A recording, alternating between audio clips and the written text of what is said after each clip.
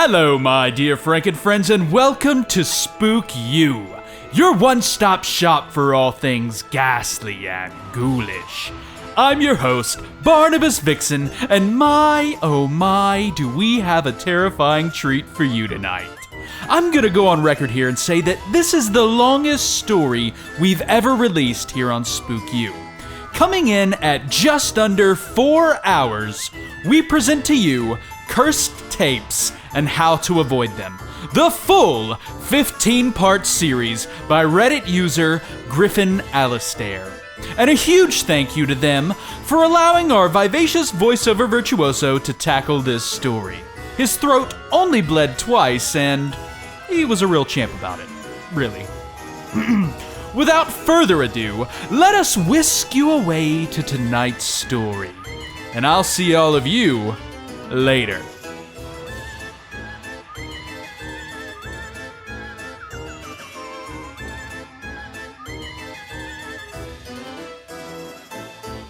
I have a hardwood safe filled with cursed VHS tapes that are to never be watched by anyone, ever. And only because I have watched them and have faced and or witnessed the consequences. This post is a warning for the following VHS tape known as Traveling Up the Pipeline. To my knowledge, there's only one copy known to exist. And just in case someone finds another one, read this. I'll go over what's on the tape, how dangerous it is, and basic containment of said tape. But first, a quick lesson.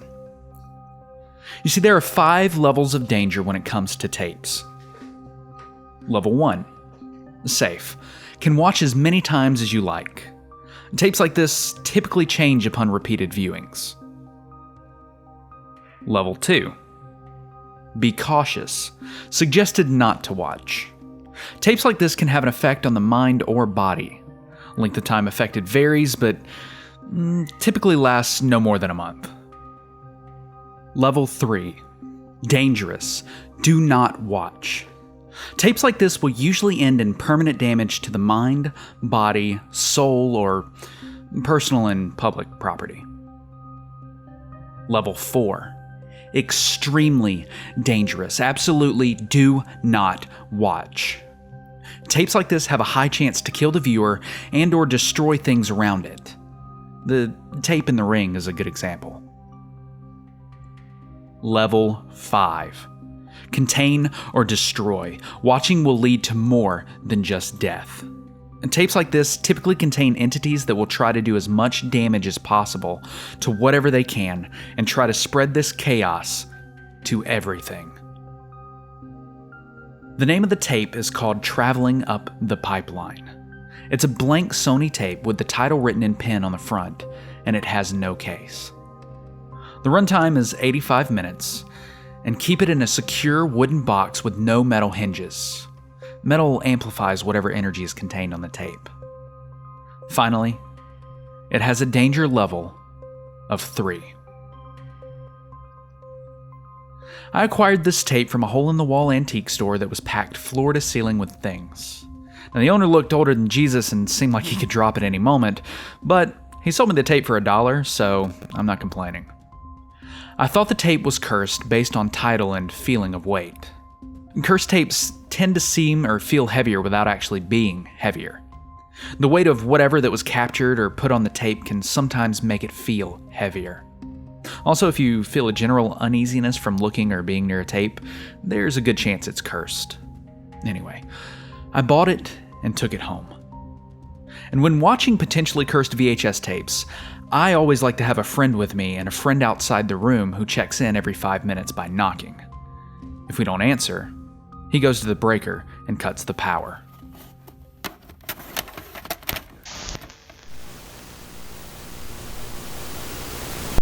The tape itself starts off with a dirty and disheveled man wearing spelunking gear. And there's a timestamp in the bottom right corner from March 12th, 1993. The man speaks into the video camera, talking about how he's been stuck in whatever cave he's in for the past 3 days, and that he keeps hearing noises that don't sound human. And there's also some sort of mount on the side of his helmet. The image then cuts to the mount, and the man is moving through the cave system. However, The system is anything but normal. The rock walls are slimy with splotches of pulsating purple patches that the man continuously comments about, saying he doesn't know what they are, but that they don't seem harmful and that they're warm to the touch. There are also no stalactites or stalagmites in the cave, just a bunch of weird bumps. The man doesn't have a flashlight, but there are red crystals that have some sort of luminescence. There's suddenly a large moaning sound coming from behind the man as the whole cave shakes for a few seconds. The man's breathing becomes more frantic as he begins to pick up his pace in the cave. The video cuts to black for a second before the man is back into frame, holding the camera. He lifts it up, showing that he's hiding behind a rock of some sort, before holding it over the rock and pointing it at a couple of bipedal creatures that are out of focus. It tries to focus, but it can't quite make it, giving only a brief glimpse of what the creatures look like. The best my friend and I could make out was a short humanoid with reverse knees, like an ostrich. No hair anywhere, large mouths with no lips, 2 small eyes, may have been nostrils, and stubby arms. There were 5 of them, and they were drinking from a small pool of yellowish liquid. The camera then cuts again to black, before going to another shot of the man walking through the cave. The purple spots are a little more prevalent now on the walls, and the man speculates the creatures he saw earlier could have come from them somehow.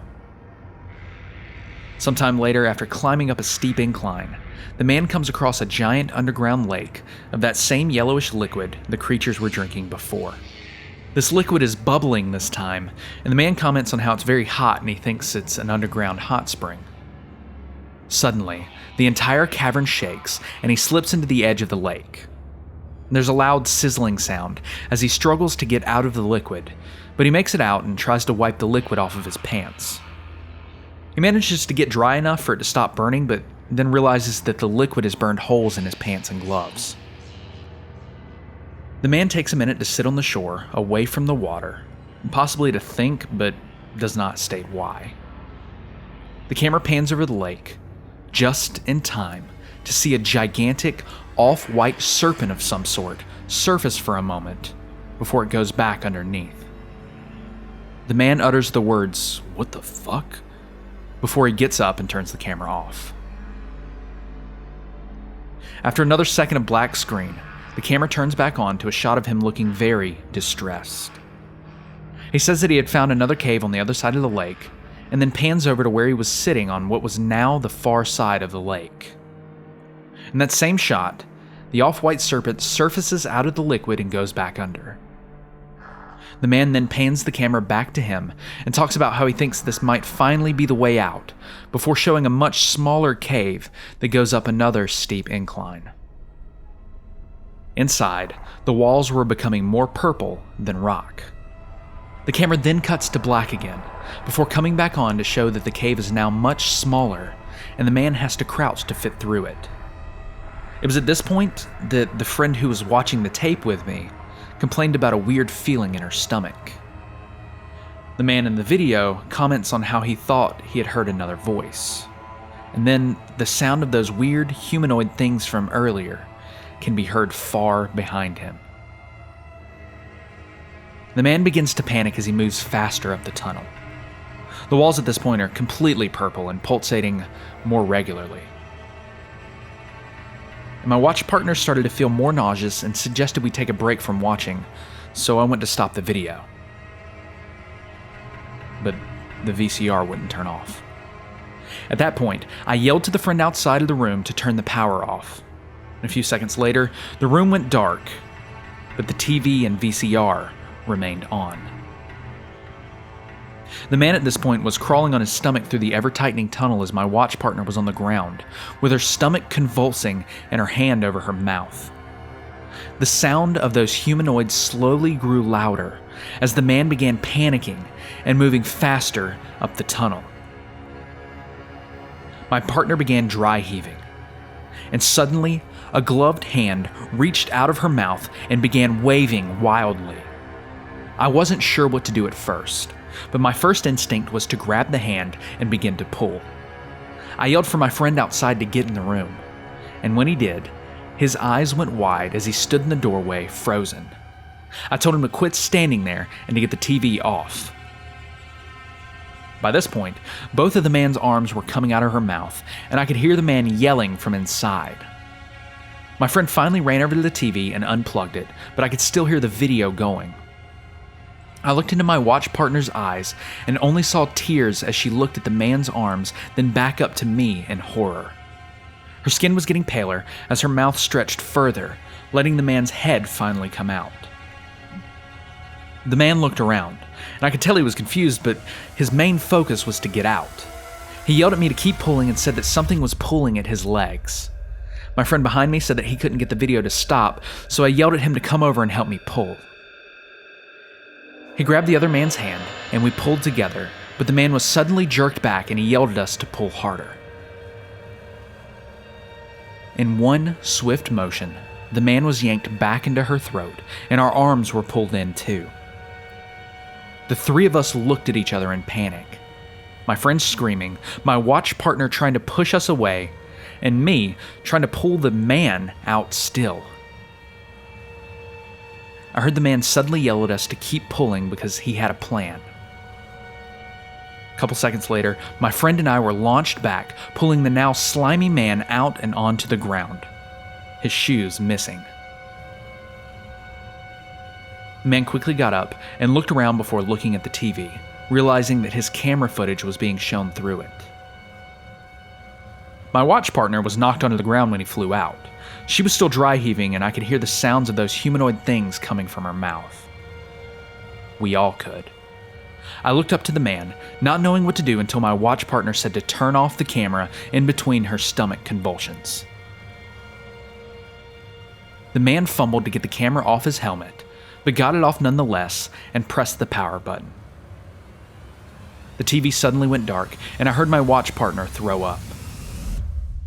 I took my phone out to use as a flashlight while my friend went to turn the power back on. I looked around the room for a moment, and the man was nowhere to be seen. When the power turned back on, the camera was sitting on the ground where the man was standing. Beyond that was my watch partner, who sat hunched over, holding her stomach. In front of her was a pile of yellow stomach acid with a long white tapeworm writhing around in it.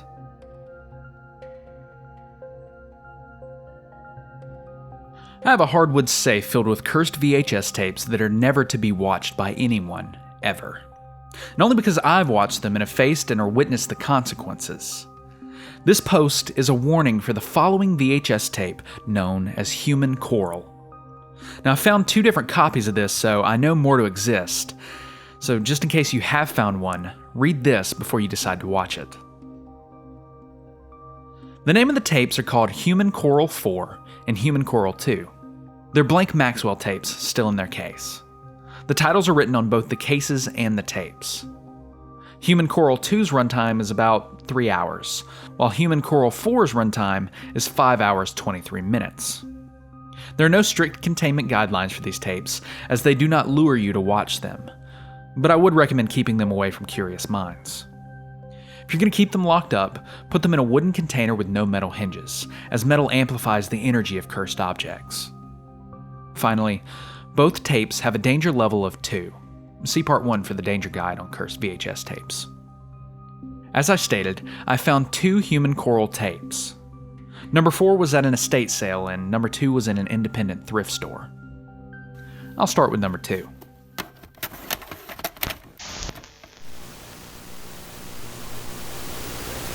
My watch partner, who recovered from the traveling up the pipeline incident, if you're wondering, and I started watching, not really knowing what to expect. I mean, what do you first think of when you hear the words human coral? Anyway, the tape starts off with the viewpoint of some sort of submersible suspended over the ocean on a large boat. There's a date stamp on the bottom, October 21st, 1995. You can hear a couple of male voices talking on the boat, but you can't quite make out what they're saying. All of a sudden, the submersible begins to descend into the water, and it begins its dive downward. It's here that you can clearly tell that they're very far out into the ocean, as it just goes down with no clear indication of where the bottom is.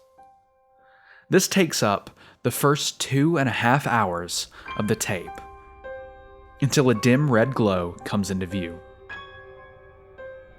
A sunken ocean liner begins to come into view as it is covered in what looks like some sort of bioluminescent coral. But then the submersible gets closer and the full picture begins to unfold. It isn't coral, but a bunch of upper bodies of the same woman plastered all over the ship. Their long hair is what glowed red, and their bodies were a blotchy blue, red, and purple.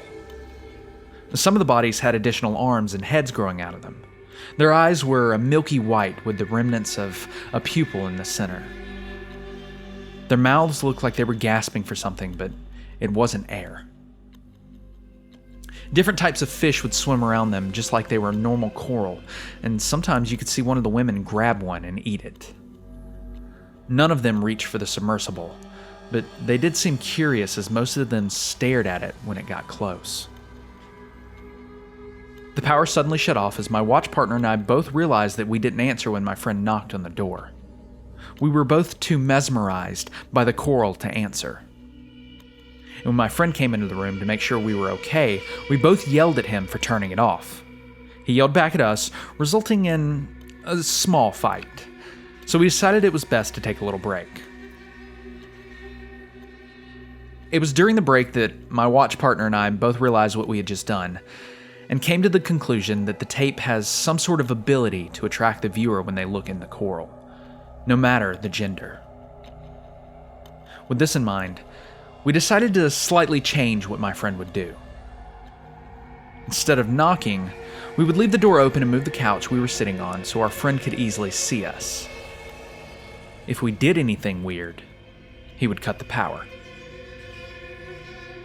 After our 20-minute break, we began watching from where we left off. The coral women were staring at us, and we were transfixed by them. I remember how at the time, I thought they were the most beautiful thing I had ever seen. Looking back at it now, I realize how truly terrifying it was. The submersible began moving all around the ship until it found an opening on one of the top decks. Going through the door, the hallway was rusty and overgrown with plant life, until it ran into more of the coral women. It was bizarre. The hallway they were growing from was in much better condition from the little we could see that wasn't grown over, to the point where you could still see some of the paint on the walls. The deeper the submersible went in, the more grown the coral women became.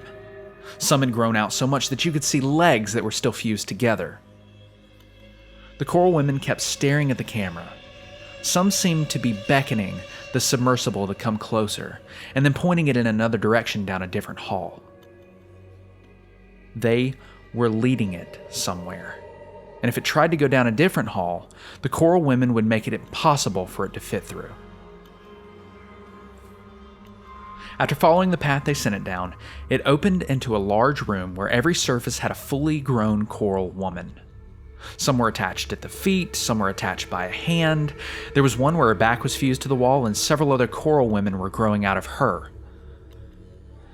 And in the center, a giant one sat crisscrossed, and it glowed the brightest out of all of them, and had several coral women growing out of her at odd angles. Some head first like normal, others had just their legs sticking out and everything else in between. It was almost like they weren't growing out of her, but rather they were being absorbed by her. The giant one's eyes suddenly opened and stared at the submersible. It was at this point that my watch partner and I had gotten up, out of our seats, and began crawling towards the TV screen. The giant one slowly lifted her arms up and reached towards the submersible as it moved closer. By this point, my watch partner and I were both right up against the screen. The giant one then grabbed the submersible and pulled it into its chest, and I mean literally into its chest. It was crammed deep into a slit that had opened up. On either side of the opening, you could see different body parts of coral women that had been shoved into the giant one. But the submersible kept going deeper. It eventually stopped when it hit what looked to be a collar of a coat worn by a boat captain. The camera then panned up to see the face of a man covered in some sort of slime with an expression of shock and terror. Then, the eyes of the man darted to the camera before the tape ended. My watch partner and I both fell onto our backs, crying, either from the beauty we were both transfixed to or the overwhelming emotion we got from the video. I'm not completely sure what. My watch partner asked if we could watch it again, and my friend outside the door walked in and said no before taking the tape out of the VCR. A week later, after we made sure that the effects of the tape had worn off, we began watching Human Coral 4. This time with the same open door setup as the end of Human Coral 2.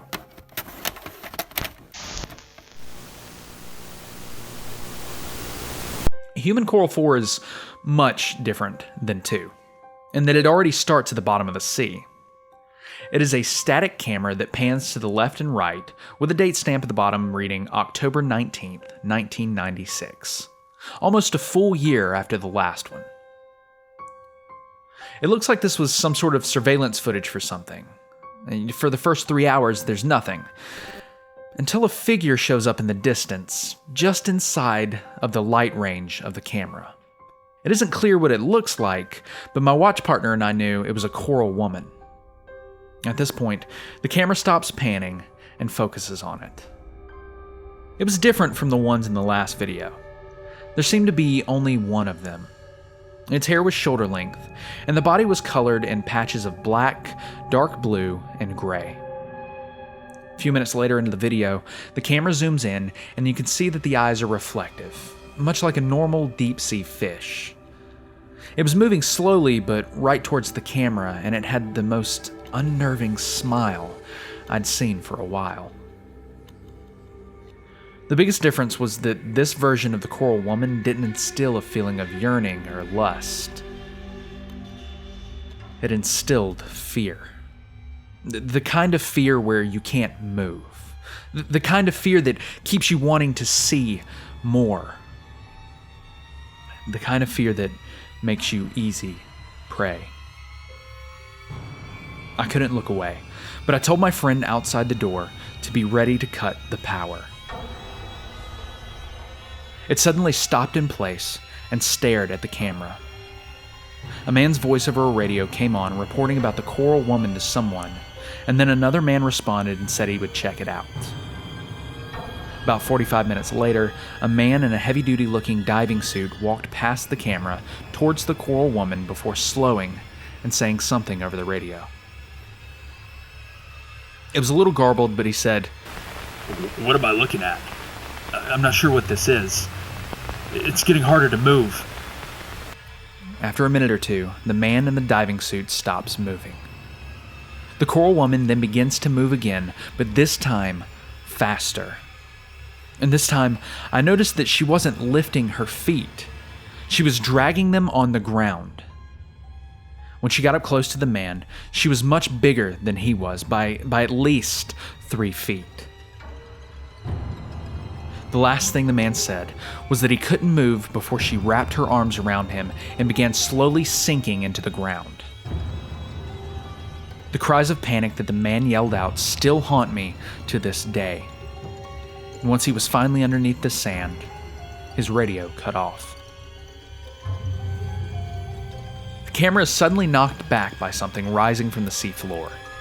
It then captures a bigger mass as it fully emerges out of the sand. A giant version of the coral woman looks down at the camera before reaching down for it. The tape ends there. My watch partner and I both sat there, frozen with a lingering fear dwelling in the back of our minds. It wasn't until a couple hours after the tape had ended that my friend snapped us out of our trance. He'd been waiting for us to say something, but we couldn't speak. For the next couple of weeks, my watch partner and I had recurring nightmares about this coral woman, but it eventually faded away. There's something that worries me about these 2 tapes. Unlike traveling up the pipeline, where you kind of get this feeling that what happened in the tape was never real to begin with and something created it, This one seems like it's actual footage recovered from something. Like these are real creatures in the bottom of the ocean. And that terrifies me even more. I have a hardwood safe filled with cursed VHS tapes that are to never be watched by anyone, ever. Only because I have watched them and have faced and/or witnessed the consequences. This post is a warning for the following VHS tape known as Tubes Demonstration 1. I only have one tape of this, but judging by the title and where I found it, I can assume that there are at least 2 more. If you find either a copy or a sequel to this, read this first, and I can't stress this enough. Do not watch this tape. It has a danger level of 4. The name of the tape is Tubes Demonstration 1. It is a blank Sony tape in a black plastic case with a note card fastened to it with the title written on it. The runtime is unknown for reasons I'll get into later. Keep this tape in a secure wooden box with no metal hinges. Metal only amplifies the energy of the tape. Finally, and I cannot stress this enough, it has a danger level of 4. See part 1 for the danger guide on cursed VHS tapes. I acquired this tape by exploring an abandoned mental hospital with some friends in my state. We found a locked filing cabinet in the storage room of one of the main buildings, and since it was in a metal box, I could feel the energy coming off of the tape. When I opened it, there were 2 empty slots and 1 tape in a black case. My friends didn't really care about it, so they walked off while I put the tape in my bag. About a week later, I got my friend and watch partner together and set up in our new configuration with the couch pushed back and the door open.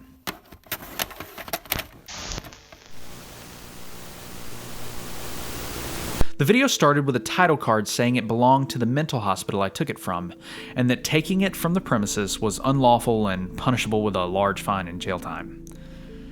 It then cuts to a woman sitting on a bed in a hospital nightgown in a white room. She had short black hair and stared at the ground with clear white eyes. In the bottom corner, there was a timestamp of July 24th, 1986, and a name. Ashlyn. It was silent for the first couple minutes, just her staring at the floor until a door could be heard opening. Footsteps came in, stopping behind the camera. Ashlyn looked up at the person, then looked back down and to the right, then reached over and held on to her left arm. The person began talking. It was a man. He sounded old and probably was a doctor there. "Please demonstrate to the camera what you can do," he asked.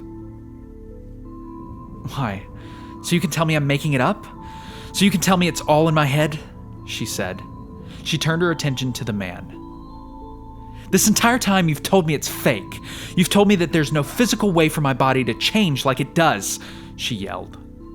She stood up from the bed, and she was much taller than my watch partner and I expected. "I realize that, Miss Ashlyn, but now that you have demonstrated that your body can in fact change, we would like to record and study the transformation and your other form," the man said. She stood there for a second looking surprised, and then aggravated. As she blinked, her eyes changed color. From the best I could see of the video quality, the right side of the right eye and the left side of her left eye turned black as her iris became a spiral of colors. "I knew this was a mistake. I should have left when I had the chance," she said.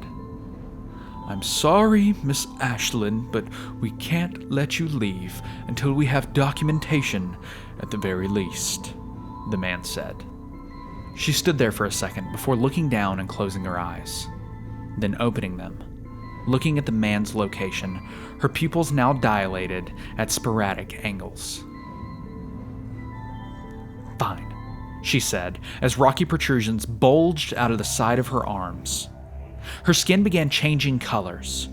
Rings of reds, blues, yellows, and whites began to move down her body as her nightgown was being ripped off by the growths. Her hair began growing purple, and coral-like tubes grew out of the top of her back like exhaust pipes. Symmetrical holes began forming on her torso and legs as the nightgown finally came off. The rocky protrusions opened up as black and white tubes slid out from them, 10 or so on each arm. Her cheeks became raw and cut up. It reminded me of Battle Angel Alita.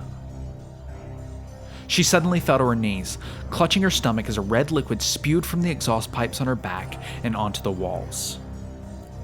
She grew bigger, veins pulsing all over her body until sharp red and black spikes sprang from the sides of her legs and her shoulder blades shot out and wrapped over her shoulders before fusing together above her chest.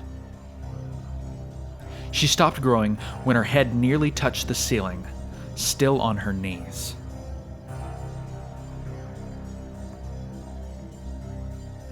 There was a long period of silence as Ashlyn had her eyes closed and her head down. Miss Ashlyn? The man asked, his voice quivering. Are you all right? The tubes on Ashlyn's right arm suddenly jutted towards where the man was off screen. Then there was a squishy splat sound, followed by coughing and a muffled cry for help. Several red tubes came out of the holes in her torso and slithered their way towards the off-screen body of the man. The sound of clothes tearing and flesh being ripped apart could be heard as something began moving through the red tubes and into her body. After about a minute, the red tubes detached and slithered back into Ashlyn's body. The black and white tubes went limp and moved back towards Ashlyn's arm. However, there was no sound of the man's body hitting the floor. Ashlyn's upper body began to shake violently as she gritted her still white teeth. Then gallons of black liquid burst from the exhaust pipes on her back, covering the whole room in an oily black sheen.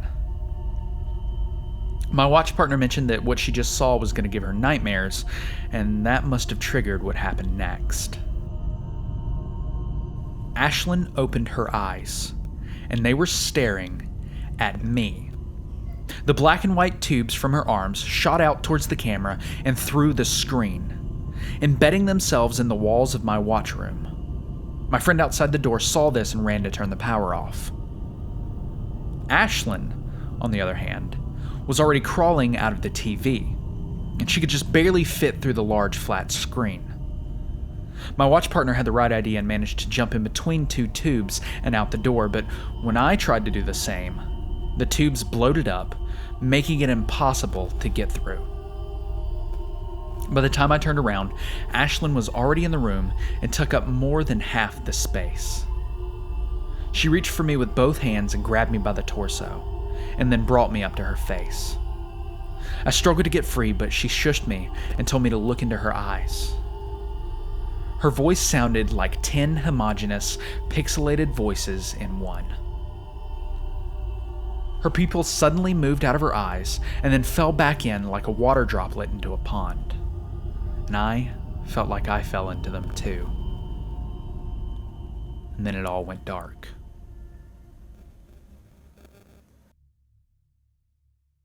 I came to consciousness in some sort of hospital lobby.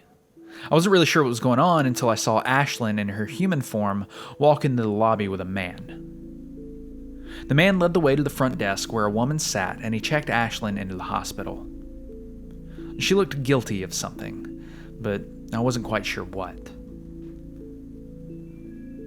The world faded to black again, and then came back to a large room filled with patients. Ashlyn is there, sitting in the corner of the room by herself.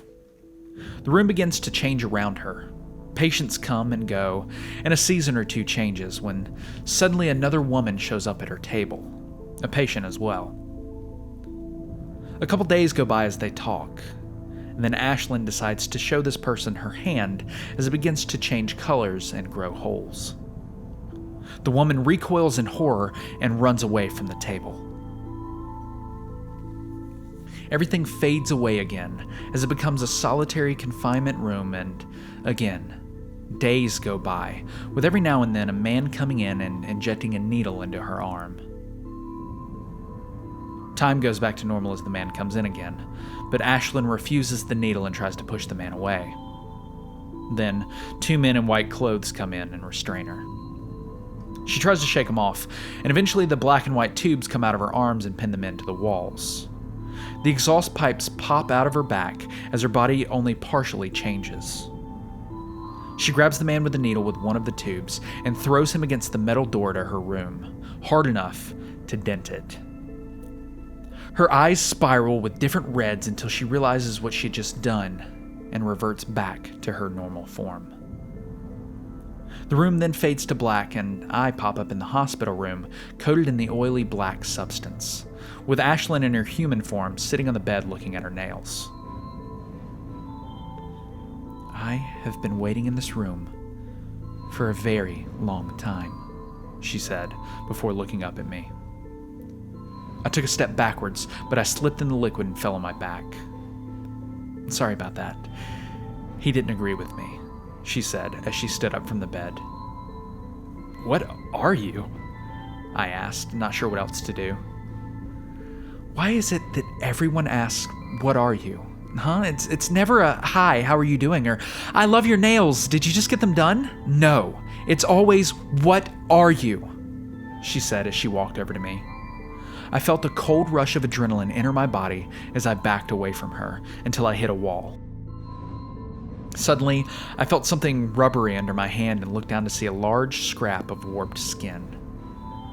I realized I was in a pile of it and shredded clothes. I wasn't sure what else to do, so I let out a scream. I was so focused on my fear in that moment that I didn't notice that Ashlyn had crouched down in front of me and placed her hand over my mouth. She put a finger up to her lips, telling me to be quiet.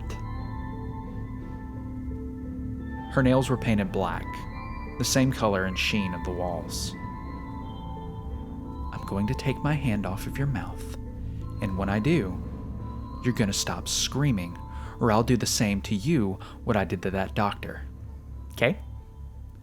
Her wide eyes felt like they were staring into my soul. I nodded, and she removed her hand and then stood up and offered to help me up. I hesitated for a moment before taking her hand. She pulled me up on her own with no effort at all and then pointed me to the door. Now, I need you to leave, she said. I looked at the door as it opened into a black void. Where does that go? I asked. Out, she said. Out? Meaning I can just leave? I said. I thought there had to be some sort of trick to this. You saw some of my life and I saw all of yours. You have shit to do and so do I. So leave, before I change my mind, she said, motioning to the door. I looked at her for a minute, before looking at the door and leaving. Next thing I knew, I woke up in a hospital. When my friend turned off the power, both my watch partner and friend came back to see me floating in midair where Ashlyn had been holding me. They tried to get me down, but I wouldn't budge until about 30 minutes later when I fell to the floor. After that, I was in a coma for 2 weeks. At least, that's what my watch partner told me. I'm still not sure where I went or what exactly happened, but I feel like I could have easily died. So, why didn't I? Either way, 2 other possible tapes are missing, and I don't know where they could have gone. So if you find one, do not watch it.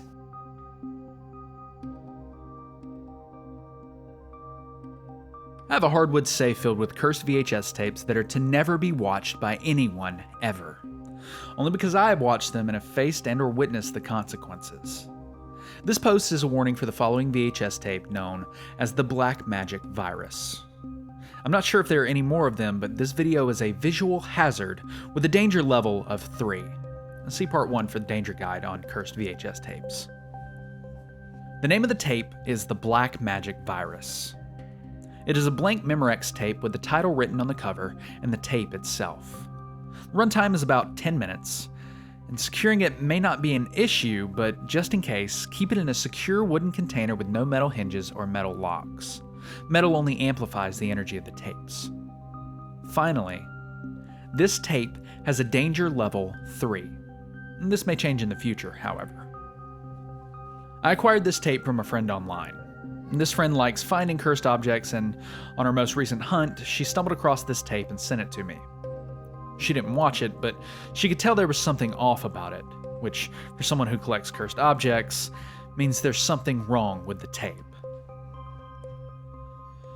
When I picked it up at the post office, I immediately noticed something weird about the tape.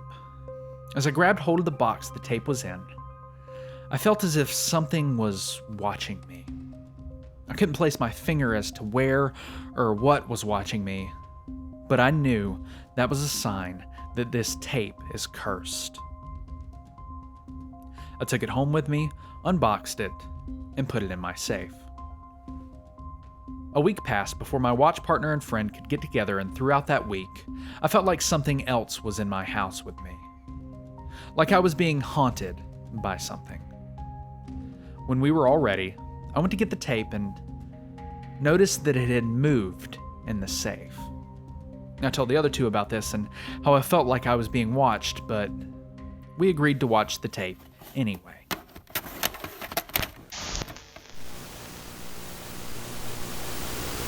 The tape starts off with a young man standing next to a dark train tunnel.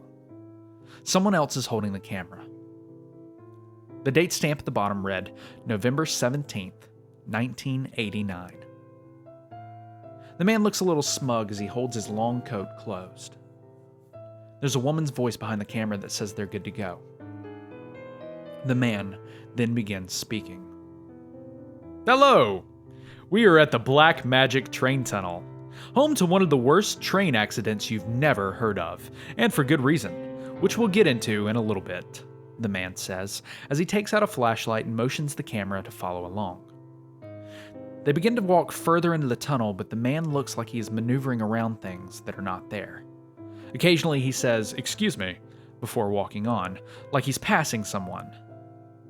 He eventually stops in front of a large chunk of the ceiling that was caved in. On the piece of rubble, someone has graffitied the words, "Black Magic," on it. Here is the namesake of the tunnel. The real name of the tunnel has been lost due to people taking the tunnel off the map and trying to make everyone forget about it. The man puts his flashlight on the rubble and points it up to light the area. I'm here to tell you the truth of this tunnel, and why you will probably never find it. It all started in 1915, when this tunnel was already 50 years old. A train filled with passengers is through, but this tunnel hasn't been maintained in a while, and no one knows that this piece of rubble, and many others, has fallen from the ceiling. So what happens? Collision. The train hits it dead on, killing almost every passenger on board except for one young man. He loses an arm, but continues living. Eventually, he comes back to the tunnel, which is now under repairs, and begins to see these weird things in the tunnel. He's confused, until he also starts to see some of the dead passengers of the train as well, walking towards him. He begins to freak out and tell some of the people who are repairing the tunnel what is going on, and they start to see the passengers and these weird creature things as well. It's at this point in the video that you begin to see these weird shadowy shapes around in the tunnel. The man keeps talking. Well, all of these workers begin to tell people back in the local town, and suddenly they began seeing these things too. Before you know it, the whole town is seeing weird creatures, and some of the passengers walk around town.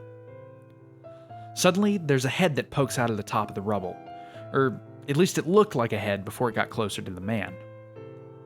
The face of this thing was a giant eyeball. It was a weird purple color, and its body was the size of a gnome. It blinked a couple times before sitting next to the light to make shadow puppets. You can hear the woman start to giggle at this thing, and it draws the attention of the man. "Hey there! How's it going?" the man says. The creature closes its eye and waves happily at the man before playing with the light again. The man turns back to the camera as other strange creatures begin to walk past him. Well, you might see this little guy at this point, so let me explain a little bit more. Right now, you may be wondering, well, if the whole town began seeing these creatures, how did it not spread to the neighboring towns, or the whole world for that matter? Simple. The town elected to ignore these things, wipe the tunnel off the map, and get rid of any evidence they could of the train crashing. How do I know this? I live in this town, and only a few people in the town still know about it. My great-grandfather, before he passed, decided to tell me. Now I'm telling you. The man then grabs the flashlight and waves goodbye to the eyeball thing. It waves back and runs past the camera. Why are you doing this, you may ask? Because I think it's time to introduce some magic into the world. To my understanding, the only way to see these things is to have someone who has already seen them tell you they're there. It's like a virus that sticks with you for the rest of your life. The problem is, I don't know if this will work over video. But if it does, then spreading the magic will go by fast. I just gotta make a few more copies of this tape, send it to some news stations, and bam! We're put into a new age of wonder. The man then takes his flashlight and points it further down the tunnel. You can see a few dozen creatures walking past them, some of them walking back down the tunnel. This tunnel was originally only about 1,000 feet long and curved, but as you can see, it is straight now and goes on much longer than 1,000 feet. Here's the problem, however. It doesn't seem to end. I've tried to find the end, but after a while, these creatures began to warn me not to go any further, so I think whatever happened during the train crash caused some sort of portal or doorway to open up. The man then looks back at the camera and smiles. Anyway, that's enough from me. Hopefully this works, and if it doesn't, then I'll have to spread this information the old-fashioned way. The video cuts off there. My watch partner and I sat there for a second, thinking. And then she spoke up. "Can you rewind the tape? I need to watch it again," she said. "What are you thinking?" I asked. "I want to see if we can..." She suddenly stopped as her eyes became fixed upon something behind me. "What's up?" I asked as I turned around to see what I could only describe as a long, furry worm with a large human face, no nose, and completely white eyes staring back at me. Its body was maybe 16 feet long and had 3 sets of legs to hold itself up. "What are you guys looking at?" my friend said. I was gonna say something when my watch partner spoke up. "Nothing. We're looking at nothing," she said. The worm turned its attention to the VCR and walked over to it. It stuck its tongue and used it as a finger to eject the tape, then grabbed it with its mouth and placed it in a satchel wrapped around the middle of its body that I didn't notice before. It then turned back to us. "You now live in a very dangerous world. I cannot stop you from telling more people about us, but it would be in your best interest to not tell anyone." "Why?" my watch partner asked. It suddenly moved at a high speed towards my watch partner, stopping only about a foot from her face. "Because some of us are not so kind to humans. But we can only interact with you if you can see us."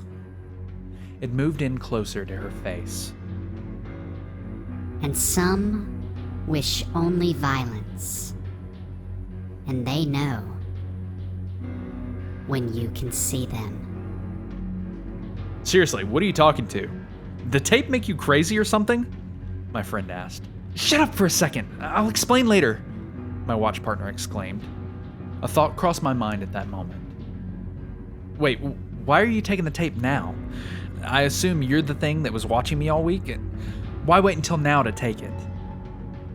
It moved right in front of me, and I noticed that it had the faintest outline of pupils in its eyes.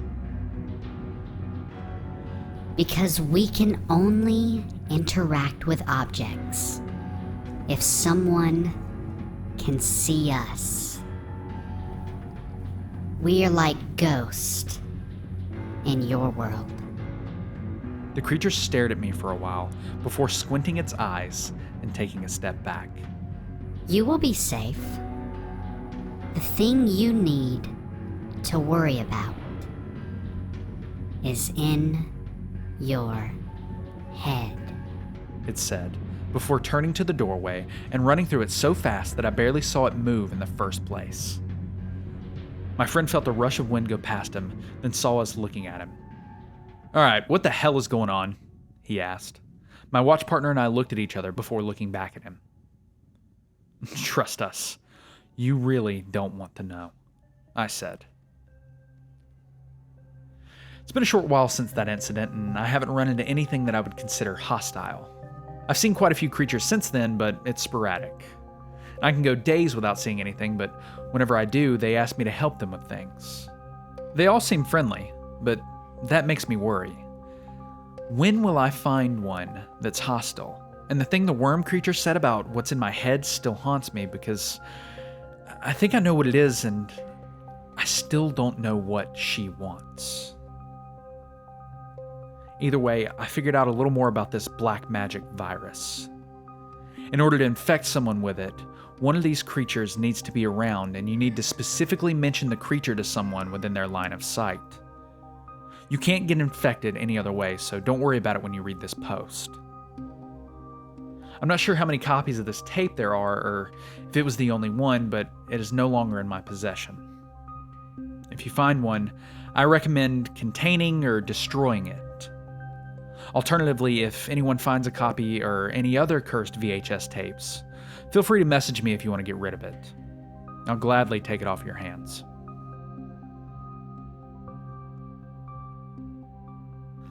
I have a hardwood safe filled with cursed VHS tapes that are to never be watched by anyone, ever.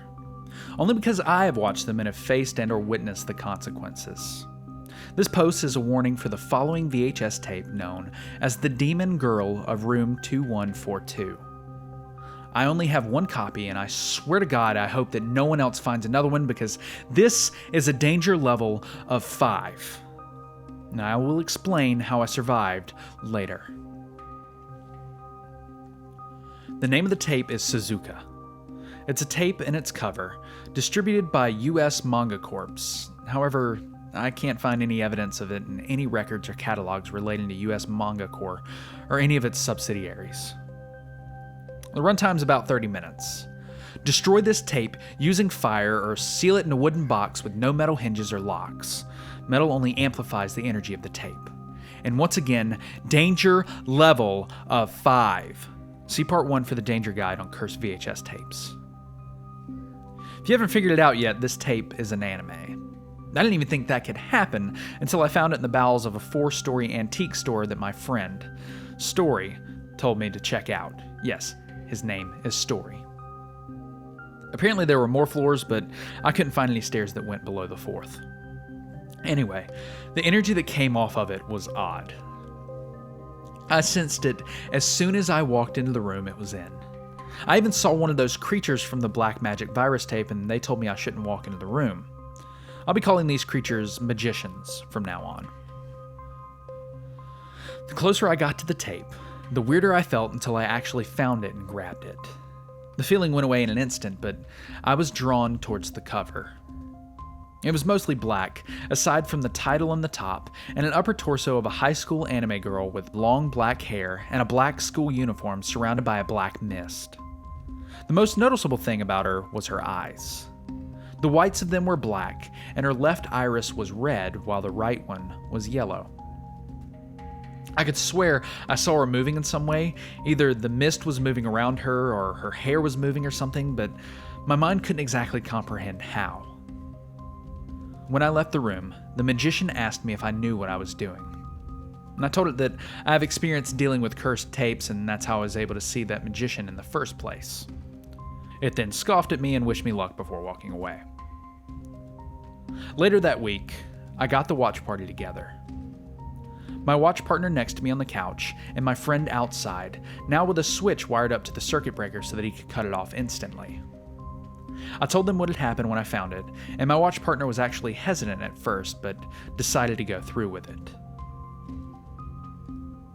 I put the tape in and pressed play.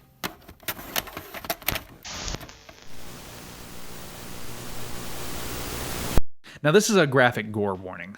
The tape I'm about to describe has some very intense gore and weirdly graphic depictions of death that I will be writing about.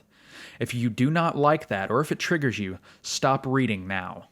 The anime style matches up to the golden age era of anime, which wasn't exactly known for their subtlety when it comes to blood, gore, and other things that began to fall into weirdly sexual territories. That being said, there is no depictions of sex in this anime, but there is some fucked up shit. You have been warned. It started without running ads for other anime that would have been on VHS at that time. It went to a dark screen with an ominous bass line playing in the background. Red text then appeared in Japanese, and below it were yellow subtitles that read, "The Demon Girl of 2142. The screen then faded again, and another red text showed up. The name, Suzuka, presented on the screen. The screen then opens up to 2 men and 1 woman standing in front of a large abandoned apartment mega complex. Behind them is an entrance gate that is sectioned off by futuristic police cars. A character begins monologuing in English as it pans against different shots of the building and the 3 characters. The monologue went something like this. The police got a call about 2 days ago about a murderous ghost somewhere on the 21st floor of this building. Apparently some college kids were exploring up there and encountered a nasty possessor-type entity that did a real number on the group. Only one guy made it out and managed to call the police. They didn't take it too seriously and sent 2 policemen to check in on it. But when they didn't come back, they took it more seriously. They sent more men in, but no one came out. And when they tried to radio them in, all they got was a weird garbled mess of indiscernible noises. That's when they called us. The monologue stopped when one of the men put his hand up to his shoulder and spoke into a radio. "Haruna, are we good to go?" The screen cuts to a woman sitting at computers and other electrical equipment that I couldn't make out.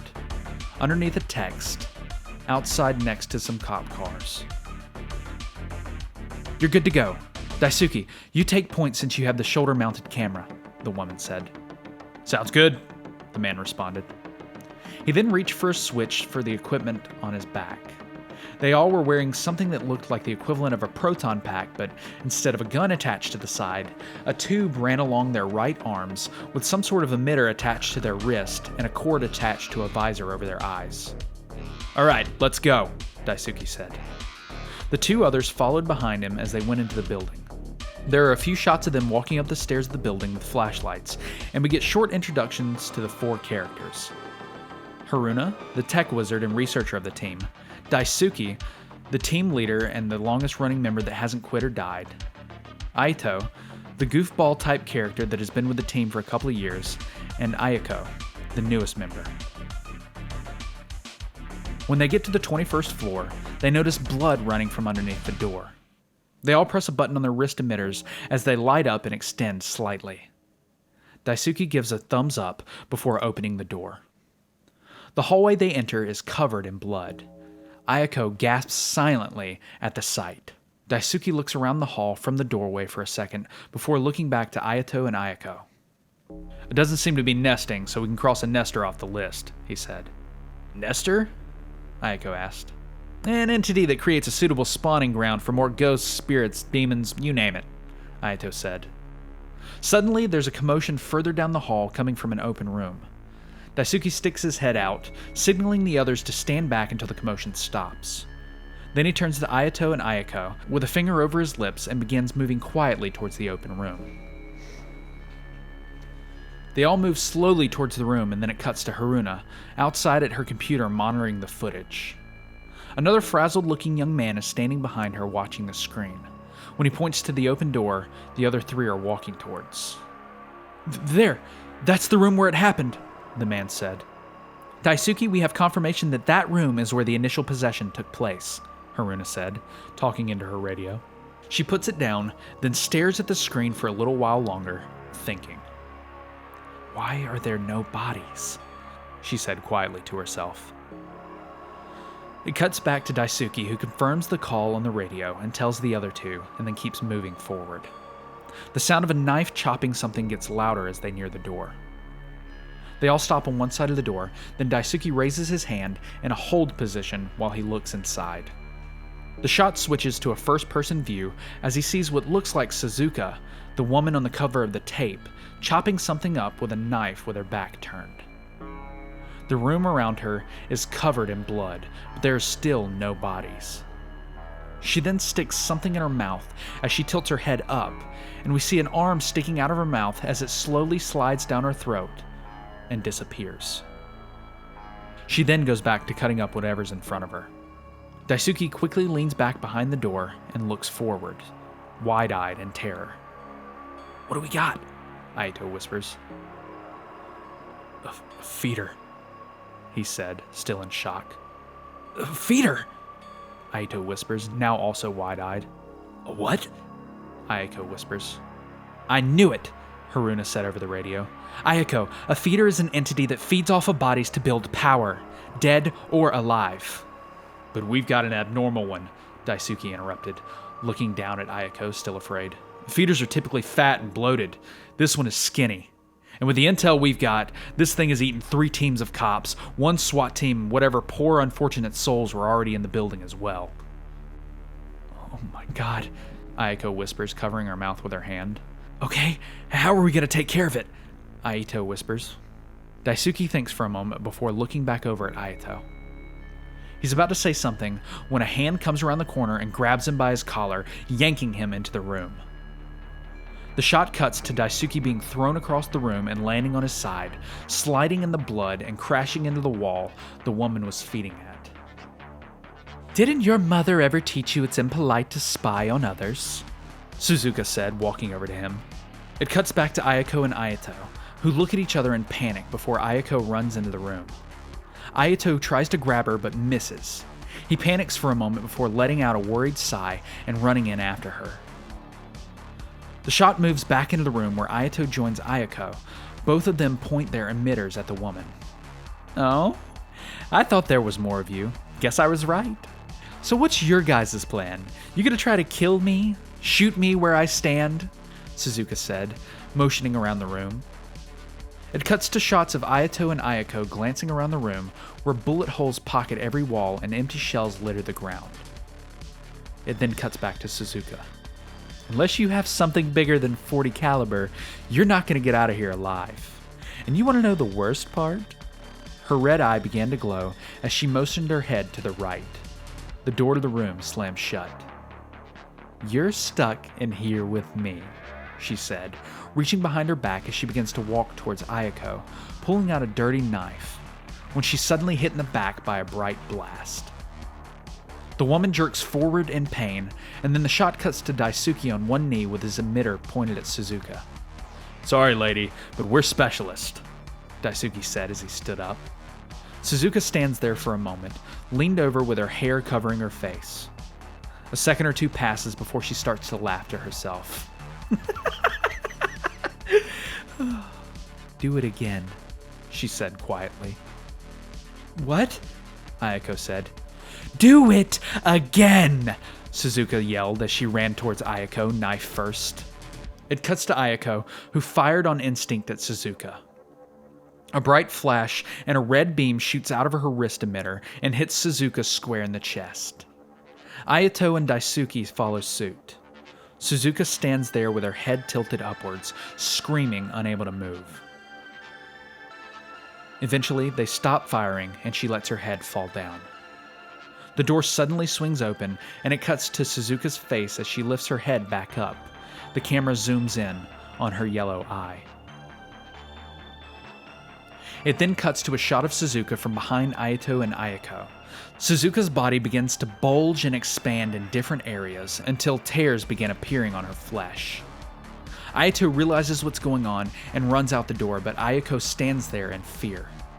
Daisuke runs past Suzuka and goes to shield Ayako, but it's too late. Suzuka explodes. The camera quickly cuts to the point of view of Suzuka and moves toward Ayako's face. into her right eye. It then cuts to an outside shot of the apartment building. Blood and body parts explode out of the side of the building and cascade onto the ground below. The camera zooms into one of the windows as it drains with gore. Daisuke is hanging on to the side of it. Then it cuts to a shot of him climbing back inside, where he sees Ayako standing in the doorway facing away from the room. "Ayako?" he asked. Her pack suddenly disconnects and falls to the ground as her body starts changing. When she turns around, we see Suzuka and Ayako's body, smiling. She begins walking towards Daisuke, pulling a knife from behind her back before the tape suddenly stops.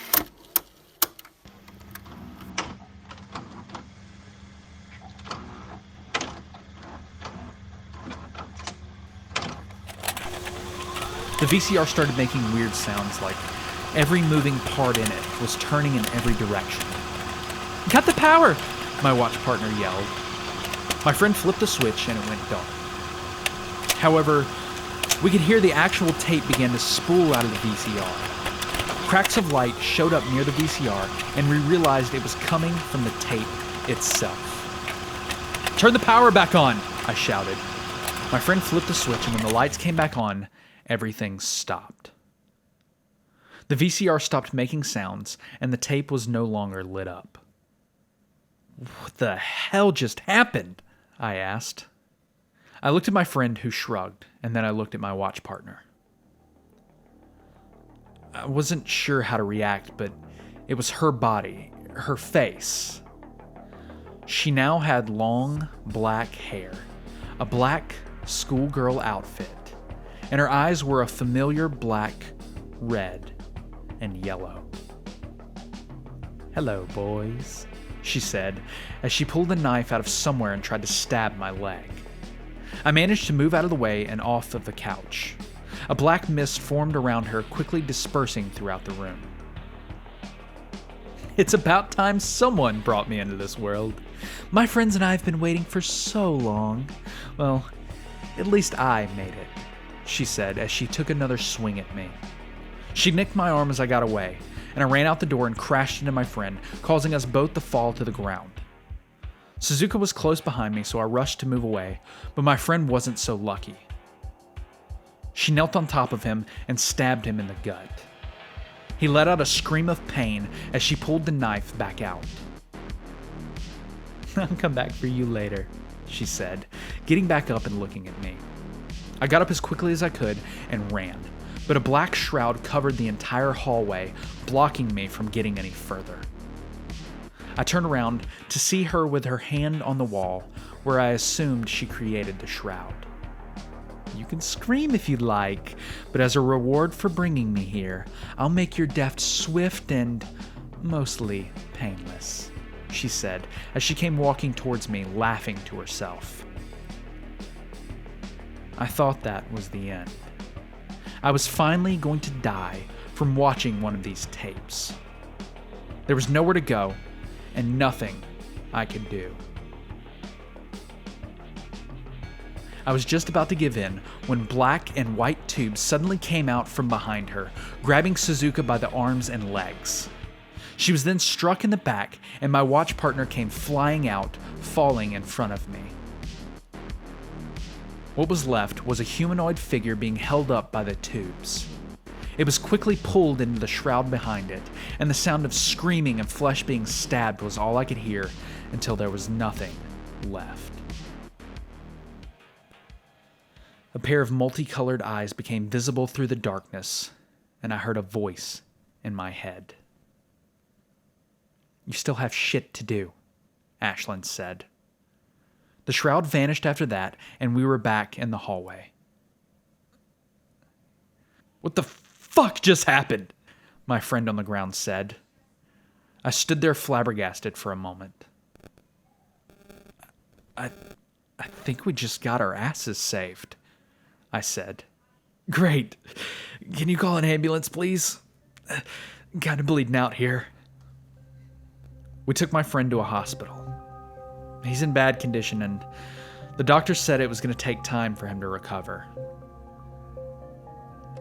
My watch partner was okay, but she's elected to opt out of the next couple tapes to recover from being possessed. The tape itself was destroyed when Suzuka came out of it, but she mentioned something about friends, which worries me. I feel like there could be other tapes out there that are similar to this one. I'm not sure what Suzuka was, but she's gone now. I hope. I'm not 100% sure what Ashlyn did to her, but I don't think I really want to know either.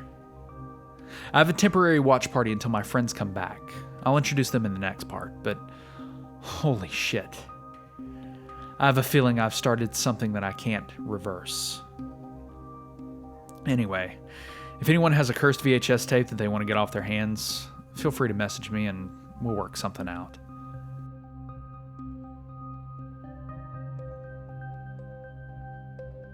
I have a hardwood safe filled with cursed VHS tapes that are to never be watched by anyone, ever. Only because I have watched them and have faced and/or witnessed the consequences. This post is a warning for the following VHS tape known as Shaolath, the Manor That Breathes. I do not believe there are any other copies of this, but just in case, this has a danger level of 4. The name of the tape is Shaolath, the Manor That Breathes. It is a blank TDK tape with the title written on the cover and the tape itself. There is no runtime, and I'll explain that later. Keep secure in a wooden box with no metal attached. Metal only amplifies the energy of the tapes. Finally, this tape has a danger level of 4. And see part 1 for the danger guide on cursed VHS tapes. I found this tape while helping a friend move boxes out of his recently deceased grandfather's house. It was in a box by itself, hidden in the back corner of a closet. I asked if I could take it, and he said yes. And that was a while ago, and I finally came around to watching this one. The new watch party now consists of a magician, a creature seen via the black magic virus, named Debbie, and my friend Story. Yes, that's his name. Debbie is a human-looking magician I met at a coffee shop. She told me that she used to be human back in the 80s until she was killed in a car crash. And the next thing she knew, she woke up in the black magic tunnel. She left and realized that no one could see her, and those that could didn't interact with her. However, she quickly became friends with a bunch of other magicians and began traveling the world. Her appearance is relatively normal looking. She wears a black leather jacket and a dark green button-up shirt and a black skirt with tights. She wears Doc Marten boots, one green and one black. Her hair and makeup is very 1980s goth. The things that kept her from looking completely human-looking are the holes in her hands and a large hole in her torso that's filled with a weird black mist where she can store things. Most of the time, it's covered up by her shirt. Story is the guy who introduced me to cursed videotapes. He's weird in the sense that he could find paranormal things without even trying, and not just tapes. To put things into perspective, he already knew about magicians long before I even found the black magic virus tape. He has a journal that he carries around with him where he writes down everything he finds or experiences. And that journal gives off more energy than any tape I've ever found. Even more than Suzuka's tape. He's a normal looking guy though. The most unassuming person in the world.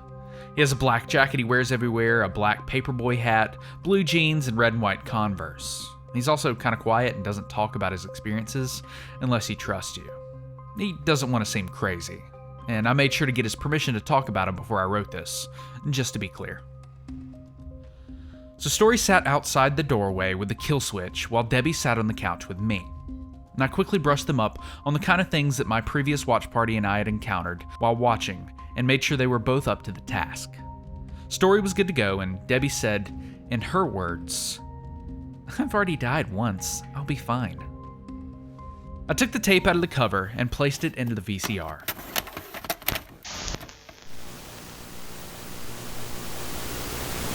And as soon as I pressed play, it was like someone flipped a switch. The temperature of the air changed, the lighting dimmed, and I noticed I wasn't even in my watch room. I was standing in the middle of a dark, oak-paneled hallway with a breeze gently blowing past me. I looked around me, and I couldn't find Debbie or Story. They had disappeared. There was a window near me, but it was dark outside and there weren't any external lights. I couldn't tell where I was. I wasn't exactly sure what else to do, so I began wandering. The hall was lined with dark oak wood paneling, with intricate artworks placed in between columns of black marble, and every third column was a closed, dark wood door. Every now and then, there would be a small chandelier with light bulbs in place of candles, which meant the place had power. The hallway didn't go on too much further. It stopped at a heavy set of double doors. I tried the handle, and it opened to a large ballroom, complete with a small stage and everything. "Hello?" I called out. My voice echoed through the room, and then it fell to a dead silence. No one answered. I looked around the ballroom from the door, looking for another exit, but this seemed to be the only way in, so I closed the door and went back into the hallway. Here's where a major problem began. When I turned around, it was a different hallway. Same style, but different layout. It was another long hallway, but I could see a set of stairs that went up and down a little further along the way to my right, and at the very end of the hall was a weird violet wall of melted glass. It piqued my curiosity, so I walked over to it. The floor was a little more creaky than before, like the wood was older, and the more I paid attention, I realized that everything in this hall was covered in a thin layer of dust. I got over to the violet glass and examined it for a second. It looked like it was hastily poured into the hallway to block something off, but I could still see through it. That is when I saw Story on the other side. "Story!" I yelled through the glass. Luckily, he was able to hear me. He was writing something in his journal when I caught his attention. He put his journal away, then came rushing over to me. "Are you all right?" I yelled. He put his finger over his lips, motioning me to stay quiet. He took his journal back out and began writing in it, and after a bit, he showed it to me through the glass. There are deadly things in here. It's some sort of purple humanoid with blue spots covering its back. If you see one, hide. Have you seen Debbie?" It read. I mouthed my words back to him. "I haven't seen Debbie." He nodded at me, looking worried for a second before writing in his journal again. "How much time has passed for you?" "About 5 minutes," I mouthed, holding 5 fingers up. He looked even more worried, with his eyes going wide and his brows furrowed in confusion. He wrote one last thing in his journal. "I don't think time is linear here. Find a clock if you can. It should be counting down. I think that's how long we have here until the tape ends. I'll try to find a way to get to you. Remember, be quiet." I gave him a thumbs up as I pushed away from the glass. He put his journal back in his bag and gave a little nod before turning around and heading down the hall. He turned the corner and went down another hall before suddenly coming back, running. He ran to a door close to the glass and hid inside it. And before closing the door, he motioned at me to run. Coming from down the hallway was a bulky humanoid crawling on all fours. It had purple skin and an elongated face that ended in a lamprey-like mouth. There were blue spots on top of its head and thick, gray spines coming out of its back. It came running towards the glass, but stopped just short of it and stared at me with its milky white eyes. Out of nowhere, it began headbutting the glass. I took a couple steps back, not sure if the glass would hold, but I watched as it kept hitting its head. After a couple more hits, the glass began to crack. At that point, I figured it was a good time to run, so I did. I turned around and began running to the staircase I saw earlier. As soon as I got to the stairway, I heard the glass shatter and turned to see the humanoid running after me. I chose to go down as I was faster going downstairs, and I could hear it following me the entire time until I got to the bottom floor when a small gust of air rushed over me. I heard a thunk behind me and saw that there was no longer a staircase, but a window. It was still dark outside, but I had somehow actually gone up a floor based on what I could see. "There you are!" I heard from my right. I looked to see Debbie walking over to me with an older man I'd never seen before. Ah, you must have been the one who found the tape, aren't you? The man said. He spoke with something that sounded like a Scottish accent, but his terminology resembled that of American English. He wore a blue sweater and khakis with a gun strapped to his hip. Yeah. You don't happen to have an explanation of what's going on, do you? I asked. I do. Stick close to me. I'll take you to a safe room, he said, as he motioned to come with him. I followed him for a while, not really knowing where we were going, but Debbie trusted him. I wasn't exactly sure how this man, who I learned was named Colin, could see her, but he said he would explain everything when we got to his safe room. After a long walk, we got to a door that led to what looked like a small cottage. Colin closed the door behind him, fastened various locks, and finished by placing a heavy wooden plank across it. The room we were in was a large living room area with 2 couches and a recliner in front of a coffee table and an old TV with a PlayStation 2 hooked up. Next to the TV was a cobblestone fireplace that was the main source of light. The wood paneling on the walls was similar to the hallways I was walking through earlier, but it wasn't as nice or as polished. Do me a favor and look at the clock on the wall over there, Colin said. Debbie and I looked over to the clock. We both saw something different. For me, it was frozen at 5:22, while for her, it was stuck at 4:35. Hey, what's the meaning behind the different times on the clock? She asked. That clock and any other clock you see is a countdown to how long you have before you go back wherever it is you came from, Colin said, as he took his gun off his belt and placed it on a small table lamp next to his recliner he sat down in. What do you mean by that? What is this place? I asked. Welcome to Shealoth Manor, a place that exists in several different worlds at once. The reason the clock is stopped for the both of you is because this is technically not a part of the original manor. I had it built when those monsters began showing up, and the clock only ticks down when you're inside the manor proper. And if you're wondering why the tape you watched brought you here, I don't know. I'm not sure who made it or why it looks like that, but you're stuck here for the next 6 hours. I know this because you're not the first people to come here by tape, although it has been a long time since anyone has, he said, turning on his PS2 and putting a Tetris game in. Wait, what do you mean by monsters? Debbie asked. Are those the weird purple humanoid things? I asked. Bingo. You're pretty lucky you survived an encounter with one with you having no weapons and all. Although, if you can get a well-placed shot to the head, that'll typically take him down, he said. So, why does the manor keep changing? Debbie asked. As I said, this place exists in multiple different worlds at the same time. What no one realized in any world was that the manor was built on top of a cave system that somehow managed to connect each other manor together. Growing up was weird because shifts weren't very common, so it was weird when one day you'd had a stranger in your house only to realize you were in their house. Within the last 30 years or so, the shifts have been slowly becoming more frequent. And you can usually tell when a shift happens because you'll feel a breeze come over you. Sometimes, if you make a big gust of wind using something in the house, it can cause a shift, he said, starting his Tetris game. Right. I assume this isn't Earth, then? Debbie asked. No, this world is called Terra, and unless you want to live in this world for the rest of your life, you're gonna have to go back into the manor and spend the full 6 hours in there, he said.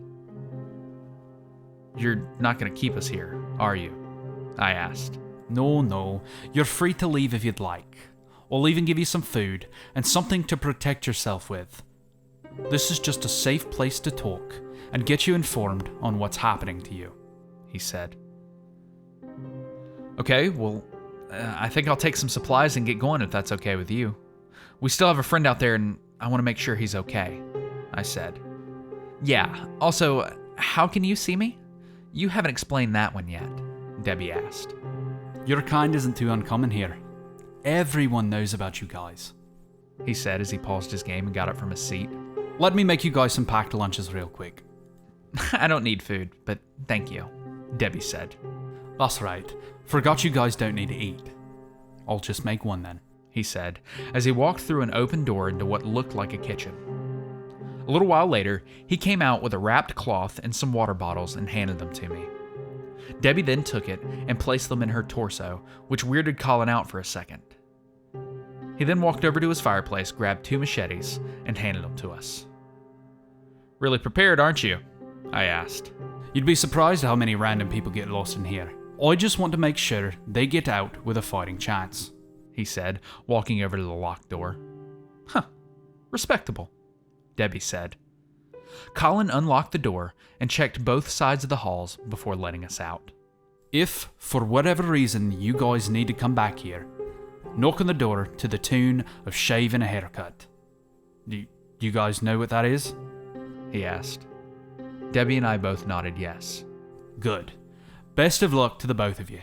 And if you run into any other owners, tell them what is going on and that you met me, he said as he closed the door. The sound of several locks could be heard afterwards. And with that, we set on our way to find Story. We stayed close together. We knew that if we got too far apart and a shift happened, we would be on our own. We walked for an hour or so until we came across the same melted wall of violet glass the humanoid crashed through earlier. I heard footsteps suddenly and looked to the staircase, only to see that same humanoid come up and stop in front of us. We must have just arrived when I managed to escape the first time. It stared at me, tilting its head to the side as if confused. Without warning, it jumped towards me and widened its mouth. I put my hands up on instinct, but Debbie managed to swing at it fast enough to cut through its mouth and into its skull. It died on impact, but still fell on me, pinning me to the ground and getting blood all over my face. Debbie helped push it off me and yanked the machete out of its head. "Let's try to avoid that in the future, shall we?" she said, reaching out a hand. Thankfully, we only ran into 3 more afterwards that we were able to hide from, but time was ticking down, and eventually Debbie disappeared in a bright flash. The only thing that was left behind was a small pile of VHS tape with her name written on it. I assumed her time was up, which meant I had 48 minutes to find Story. A long time passed, with my time getting shorter as I walked through the hallways and up and down stairs until I heard arguing coming from a hall further down the way.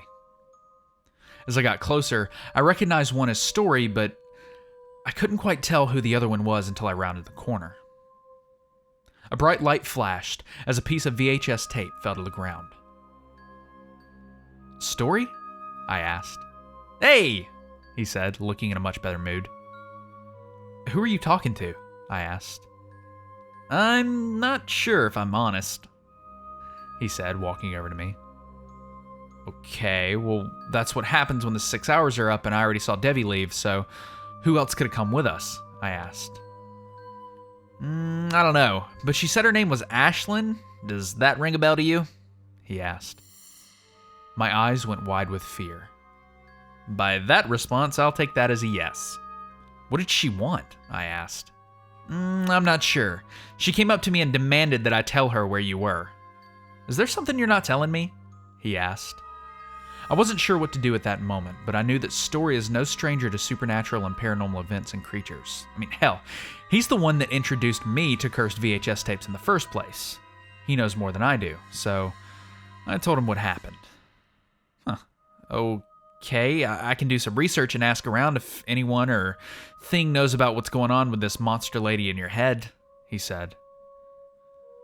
I wasn't sure why, but it sounded like there was something else he wasn't telling me, and I was about to ask when suddenly a bright light flashed around me, and I blacked out.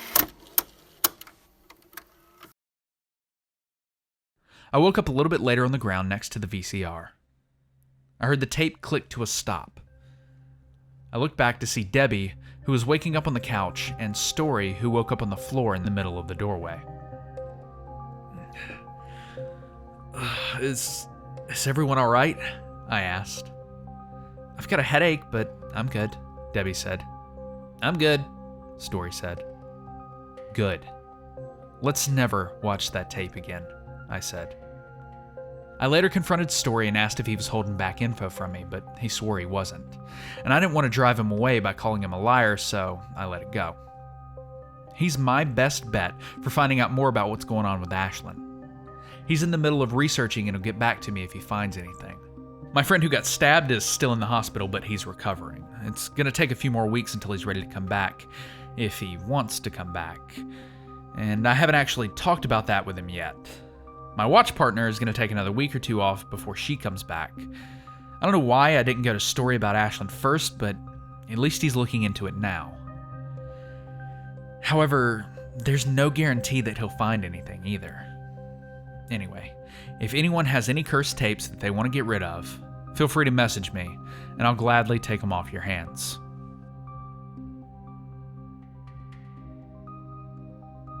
I have a hardwood safe filled with cursed VHS tapes that are to never be watched by anyone ever. Only because I have watched them and have faced and or witnessed the consequences. This post is a warning for the following VHS tape known as Further Void Layer Exploration Funding. I doubt there would be any copies, but just in case there are more, read this. This tape was given to me by a magician named Carthen. I was relaxing at home when I heard a knock on my door. I opened it, and a light little brown eyeball stood there on two tiny legs, wearing a satchel and a little postman-like hat. He waved at me, then reached into his bag and pulled out a tape and a note. I took them from him, and then he waved and went on his way. The note read as such. Hello, Valen. That's my name, now you know. My name is Carthen. I am what you call a magician. I have learned of your efforts to educate people on cursed tapes and have decided to send you one that I have found on my journeys. It is a level 2 based on your danger rating. I won't write too much about it because I want you to experience it yourself with your watch party.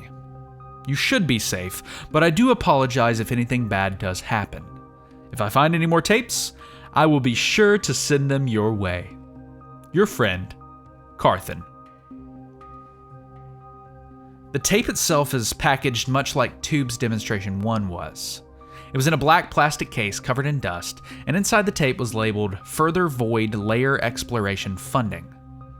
The runtime is about 7 minutes. It does not need to be contained, but if you desire to, keep it in a wooden box with no metal hinges or locks. Metal only amplifies the energy of the tape. And finally, it has a danger level of 2. See Part 1 for the danger guide on cursed VHS tapes. I'm back with the new watch party. Debbie, the magician, taking the place of my watch partner, and Story on the kill switch. I place the tape in and press play.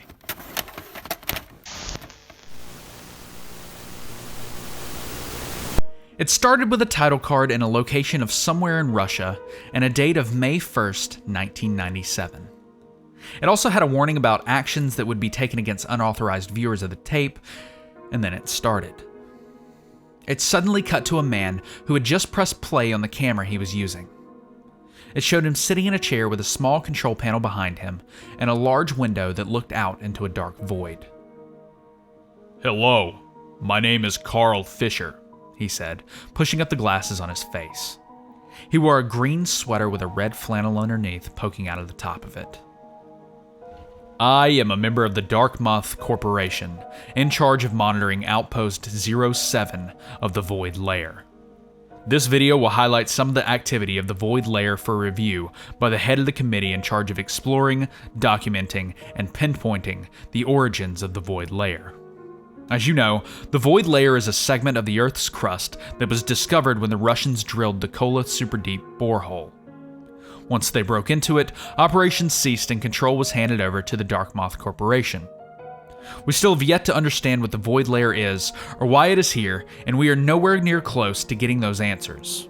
But hopefully, this video should prove that it is still worth attention and further funding for explanation. The video then cuts to another angle of the large window with Carl sitting in front of the control panel from the previous shot. Here is what we know about the Void Layer as of this recording. It is a shifting anomalous cavity that produces random entities that reflect objects, places, and people on the surface. Most of them are random with seemingly no reason to generate in the first place. They eventually fade away and are never seen again. There are only a handful of recurring anomalies, with only one posing a threat on a very minimal level. Carl pressed a few buttons on the panel, then flipped a switch which turned on lights that shined into the void. What popped up was a telephone pole with several broken wires hanging off of it and one wire that trailed off further into the darkness, beyond what the lights could see. This was the first recurring anomaly that we recorded. It is a telephone pole that looks as if it has been there for a long time, as there is visible wear on the body and degradation of the wires. However, we have managed to get a positive charge from the dangling wires. We got authorization to send a team of 2 to follow the one remaining wire that seems to lead somewhere, but the team lost contact with us 3 hours into their journey and have not been recovered since. They did not report any other telephone poles, but did confirm that the wire keeps going. All of a sudden, the sound of a horn began to emit from somewhere above the outpost. Carl stopped talking and listened for a second, flipping a few different switches on the panel, and then pulled over a TV on a rolling stand, turned it on, and watched out the window. The sound grew louder until a semi-truck with a trailer attached could be seen maybe 50 feet away from the window, falling past and into the darkness below. The headlights of the truck shined bright until it disappeared into the void. Carl sat there for a second with a blank expression on his face until he turned towards the camera. "Well, there's usually ground there," he said. The footage cuts to another shot of Carl in front of the TV he pulled over. "What you saw earlier was captured on a high-speed camera mounted on the outside of the outpost," he said, taking a remote from the stand and began turning a knob. As he turned it, the truck began to fall into frame. The front of the cab was facing the camera and something looked off with the windows. He zoomed into the frame and waited for the image to become more clear. Once it focused, you could see a fleshy mass behind the windshield with a large smiling mouth and 2 large eyes, one bigger than the other. As you can see, a large semi-truck had manifested from somewhere above and had fallen to an immeasurable depth that exceeds the spatial limits that we have recorded in the past of the surrounding area. You can also see that there is something filling up the cabin of the semi. We cannot determine what is filling it, but it seems to enjoy whatever is going on in this frame. He let it sit on that frame for a while before turning off the TV.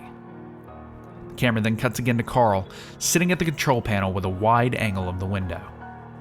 That anomaly is a perfect example of the randomness and the variety of what occurs in the void layer. The truck itself looked to be a mid-80s Mack truck with an American license plate. We're in the process of seeing if that plate correlates to a real-world plate. The camera then cuts again to Carl, but he's wearing different clothes and his hair is a little longer.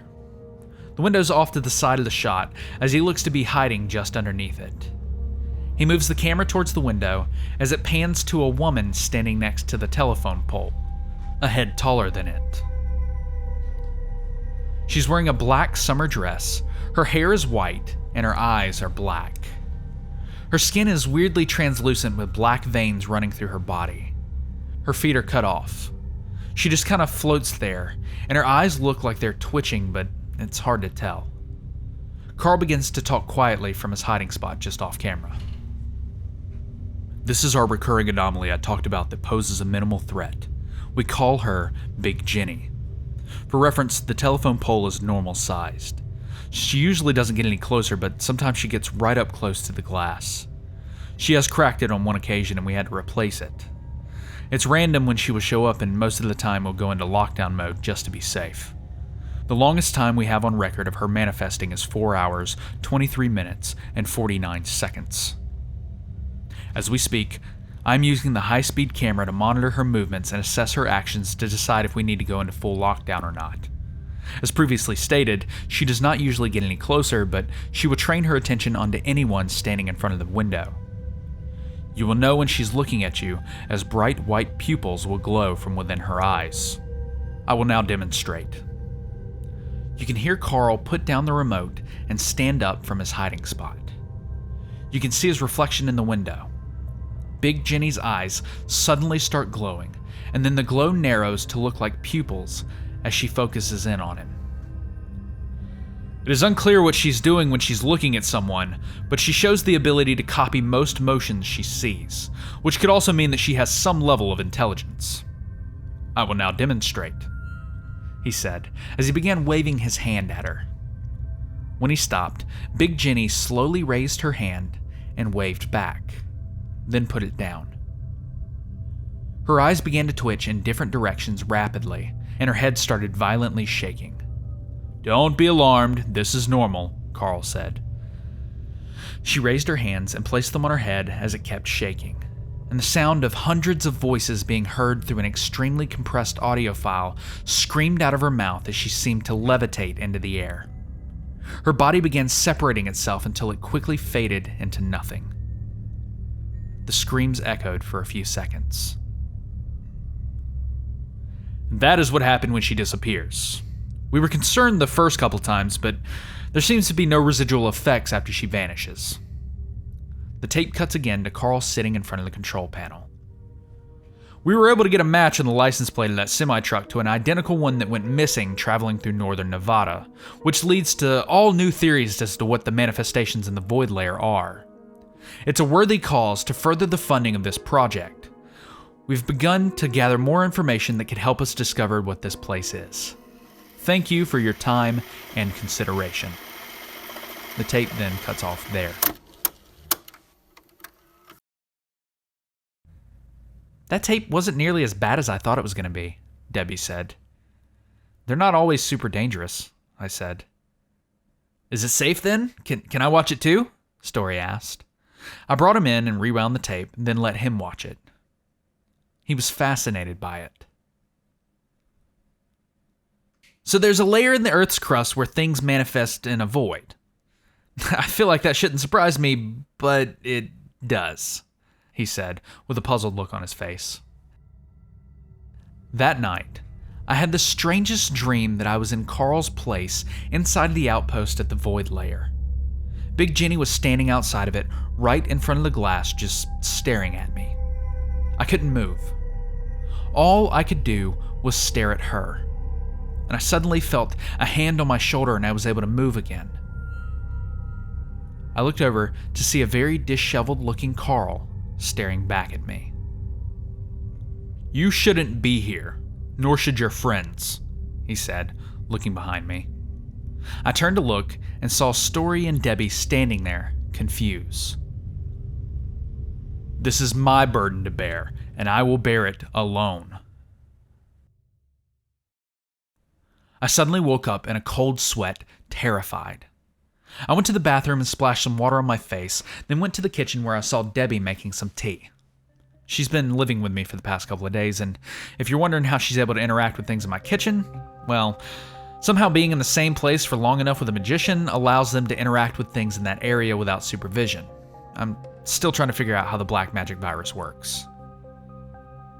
"I thought you didn't need to eat or drink," I said, as I pulled up a stool to the counter. "I don't need to, but I can," she said, putting a cup in front of me. "Did you have the dream too?" she asked, taking a sip of her tea. I nodded yes. "What do you think that was?" "I don't know. Maybe something happened with him and Big Jenny and they're both stuck there?" I said, taking a sip. "Do you think we're safe?" she asked.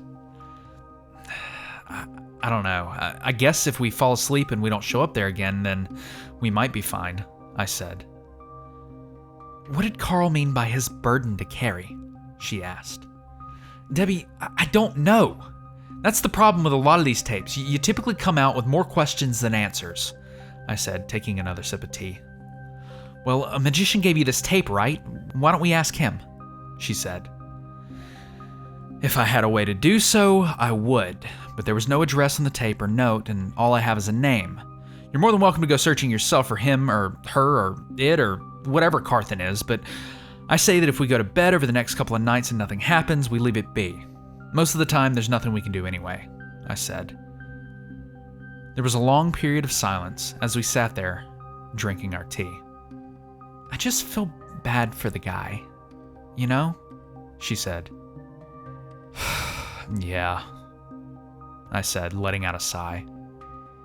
Do you ever feel guilty for the people you watch in the tapes? She asked. I sat there, staring down at my cup. Yeah, I do sometimes.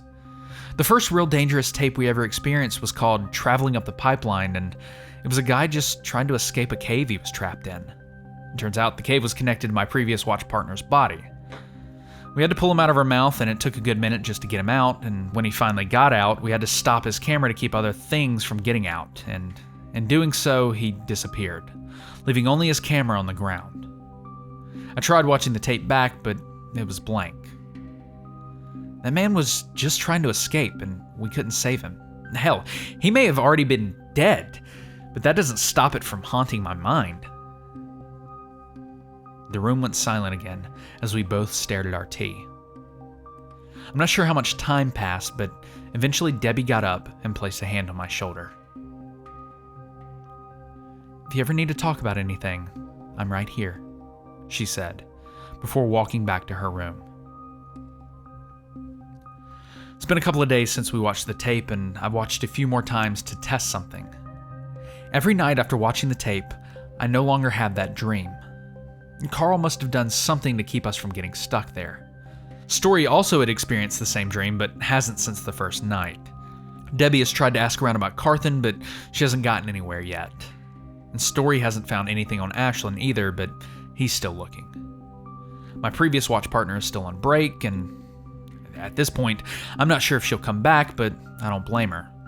My friend in the hospital is making good recovery and should be discharged by next week, but he'll need another week or two to take it easy. Oh, also, he said it was okay to use his name. He's called Scott. Anyway, if anyone has any cursed tapes that they want to get rid of, feel free to message me, and I'll gladly take them off your hands. I have a hardwood safe filled with cursed VHS tapes that are to never be watched by anyone ever, only because I've watched them and have faced and/or witnessed the consequences.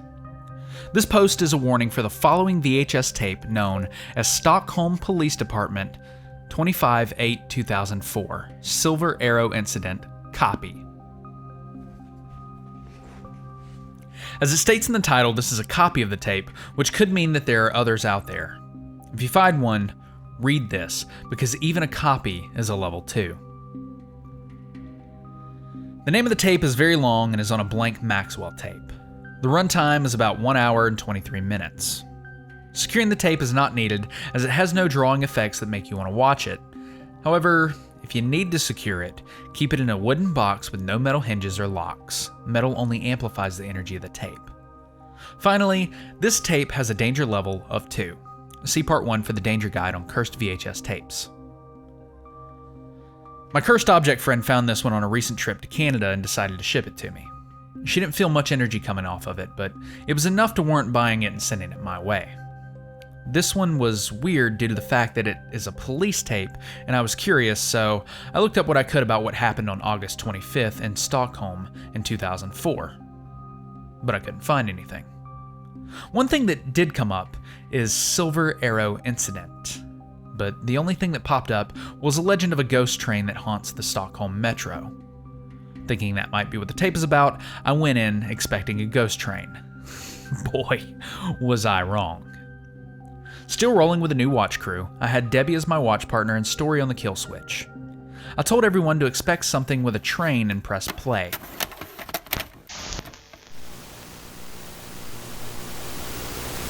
However, what first popped up was a title card, much like Tube's Demonstration 1, and it read as follows. This footage has been requisitioned by the Dark Moth Corporation for official use only. Any unauthorized viewings of this recording will result in up to 10 years of imprisonment. The following tape has been deemed safe to watch under the appropriate safety precautions and is to be sent back to the archivist once finished. Was Dark Moth Corporation mentioned in the last tape too? Debbie asked. I paused the video. It was, Story said. Hey, Story, can you do me a favor and see if you can find anything on the Dark Moth Corporation while we're watching this? I asked. You got it, boss, he said as he pulled out his phone. I pressed play on the video again, then waited a few seconds for the title card to fade away. What proceeded for the next hour was home videos of a woman that I believe was called Julia, and her roommate Nova, also a woman. They spoke Swedish, so I could only guess what they were talking about. 4 other people show up throughout the video as well. They seem to be friends with the roommates, but I only managed to get the names of 2 of the friends. One was Liam, and another was Elias, both men. There were 2 other women as well. Closer to the last 20 minutes of the video is when things began to get weird. In contrast to the prior footage of them having fun and hanging out at bars and at different houses and apartments, the 6 were sitting in camping chairs around a lantern on a station platform that was half outside, half in, at night. They all looked a little tired, but they were still having a fun conversation with lots of laughing. After a while, the laughter died down, and the conversation became a little more serious. I paused the tape there and had an idea. I took out my phone and pulled up Google Translate. It's not the best, but it's all I had at the time. The following dialogue is my reasonable approximation of what they're saying. So, I heard that when the train passes through a station, there's no lights on. There isn't even a driver. And if it does stop and you get on, you're never seen again, the blonde-haired woman said. She was one of the unnamed ones. The other one with no name had black hair. Well, I heard that if anyone does get on, they're not seen for a week or a month. But when asked, they say they just got off the train, Liam said. I heard it's a one-way ticket to hell, Nova said. The whole group went quiet. Well, that was dark, Elias said. Personally, I don't think anything is going to happen, Julia said. What makes you say that? The black-haired woman said. Well, I did some research, and there's no proof that any of the sightings are legitimate. Plus, the Silver Arrow in question was at one point a real train that was taken out of service in 1996, Julia said. Well, if you think it's bullshit, then why are you here? The blonde woman asked. I'm not saying that it's bullshit. I'm just saying that if we see a train, it will probably just be a normal green train testing the tracks for abnormalities or something. Plus, you wanted to record it if we see it, and I'm the only one with a camera, Julia said. Julia makes a point. It is just a legend after all, Liam said. Then why are we here, Liam? The blonde woman asked. Because not all legends are fake, and if we don't see anything, then we hang out and have a good time. Win-win, he said. They all laughed at themselves a little before it went silent again. I have a question. What are we going to do if we do see it? Hypothetically speaking, the black-haired woman said. There was another pause as everyone looked at each other. I'm getting on, Nova said. They all looked at her like she was crazy. Are you not afraid of what might happen? The black-haired woman asked. Nova shrugged her shoulders. I'm the only one without a job and a place of her own. I think I can risk my life for an adventure, she said. There was another pause before Elias burst out laughing. Hell, if we see it, I'll join you, he said. One by one, they all agreed to get on the train if it showed up. The footage then cut to a shot of the station platform facing down the tracks. A couple of the friends were standing down the way, pointing at a distant light that was coming closer. Julia could also be seen in front of the camera. As the light got closer, the train began to form behind it. A giant, pale, elongated head made up the first car. Its eyes acted as lights. Instead of wheels, it had a series of legs that carried it like a millipede. The 7 cars behind it were a series of giant conjoined heads that laid on their sides. Their mouths were the train car doors. The sounds it made were indistinguishable from a normal train as it screeched to a halt. And there was a release of pressure out of the nostrils of the faces as their mouths opened like train car doors. Some of the friends began walking in, so Julia walked over to grab her camera. By the time she had gotten behind the camera, all of her friends besides Nova had entered. What the fuck? Julia said before smacking the side of the camera, possibly thinking it was a glitch and that hitting it would fix it somehow. What is wrong? Nova asked as she began walking over to her. Guys, get out of the train! Julia yelled as she ran towards the car everyone had entered. Nova passed by the camera and then screamed. The mouth suddenly closed, and Julia made sure to stay a good distance away from it. Nova picked up the camera and began running towards Julia. The sound of metal creaking and crumpling emitted behind Nova as Julia screamed and pointed behind her. Nova swung the camera around behind her and caught the long head of the front train car raising up and bending back to face them. The light beams coming out of its eyes narrowed as one focused on Nova and one on Julia. It suddenly opened its mouth and let out a huge, aggravated scream that sounded like a train horn blaring out, its legs skittering underneath its exposed undercarriage. Its open mouth revealed several moving components, almost like an engine. Julia and Nova could also be heard screaming. The long head closed its mouth and growled at them before quickly realigning itself on the tracks and taking off down the train platform. The camera was suddenly dropped as Nova could be heard hysterically crying.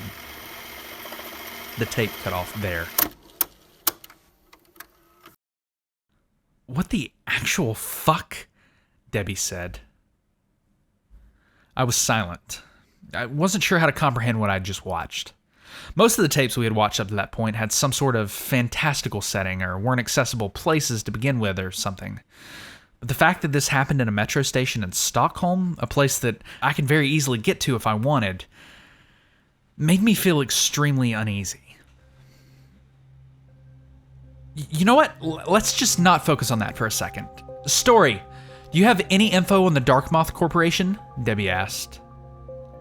Was the tape really bad or something? Story asked. I don't want to talk about it. If you want to watch it later, that's fine, but you're better off not. Anyway, do you have anything? Debbie asked. Story looked at us, confused for a moment, before going back to his phone.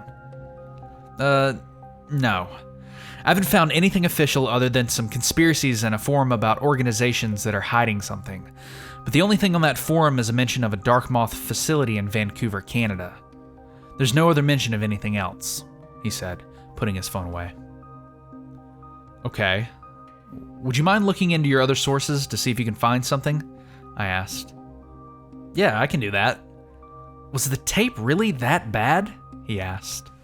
I think I might have a permanent fear of trains now, so yes, Debbie said.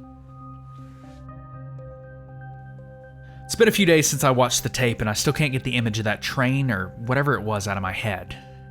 Every time I see a train online or in a show, I begin to freak out and have a panic attack. I really hope that goes away eventually. Story managed to find something about the Darkmoth Corporation through his sources. It wasn't much, but from what he could gather, it was some sort of government agency. However, something happened, and it ceased existing in 2005, and that's all we have so far on the matter. He did, however, manage to get a little bit of info on Ashlyn. He hit me up with a bunch of information that I've never heard of before, so I'll try to make sense of it as best I can.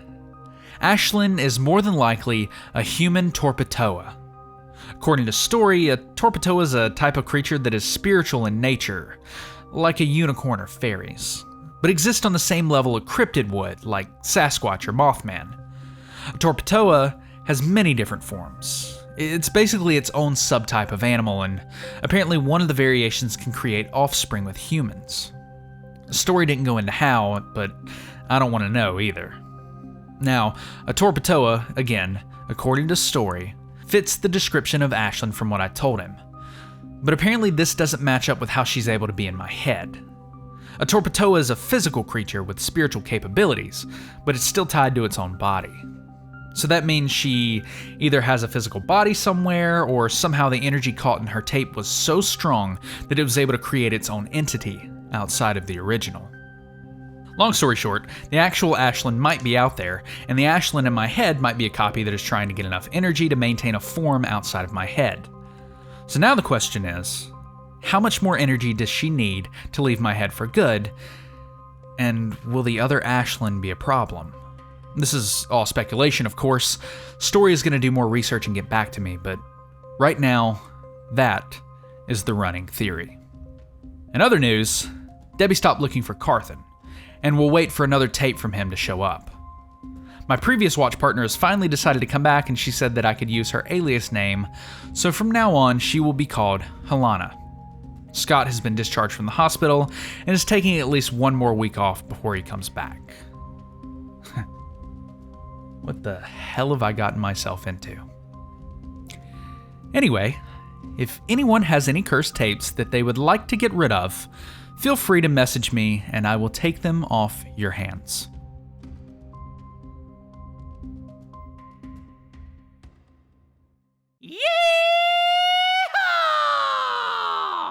Howdy, partners, and welcome to Wayne's Wendigo Roundup, the Southwest's largest and only Wendigo ranch with over 400 acres of forested terrain for you to get lost in.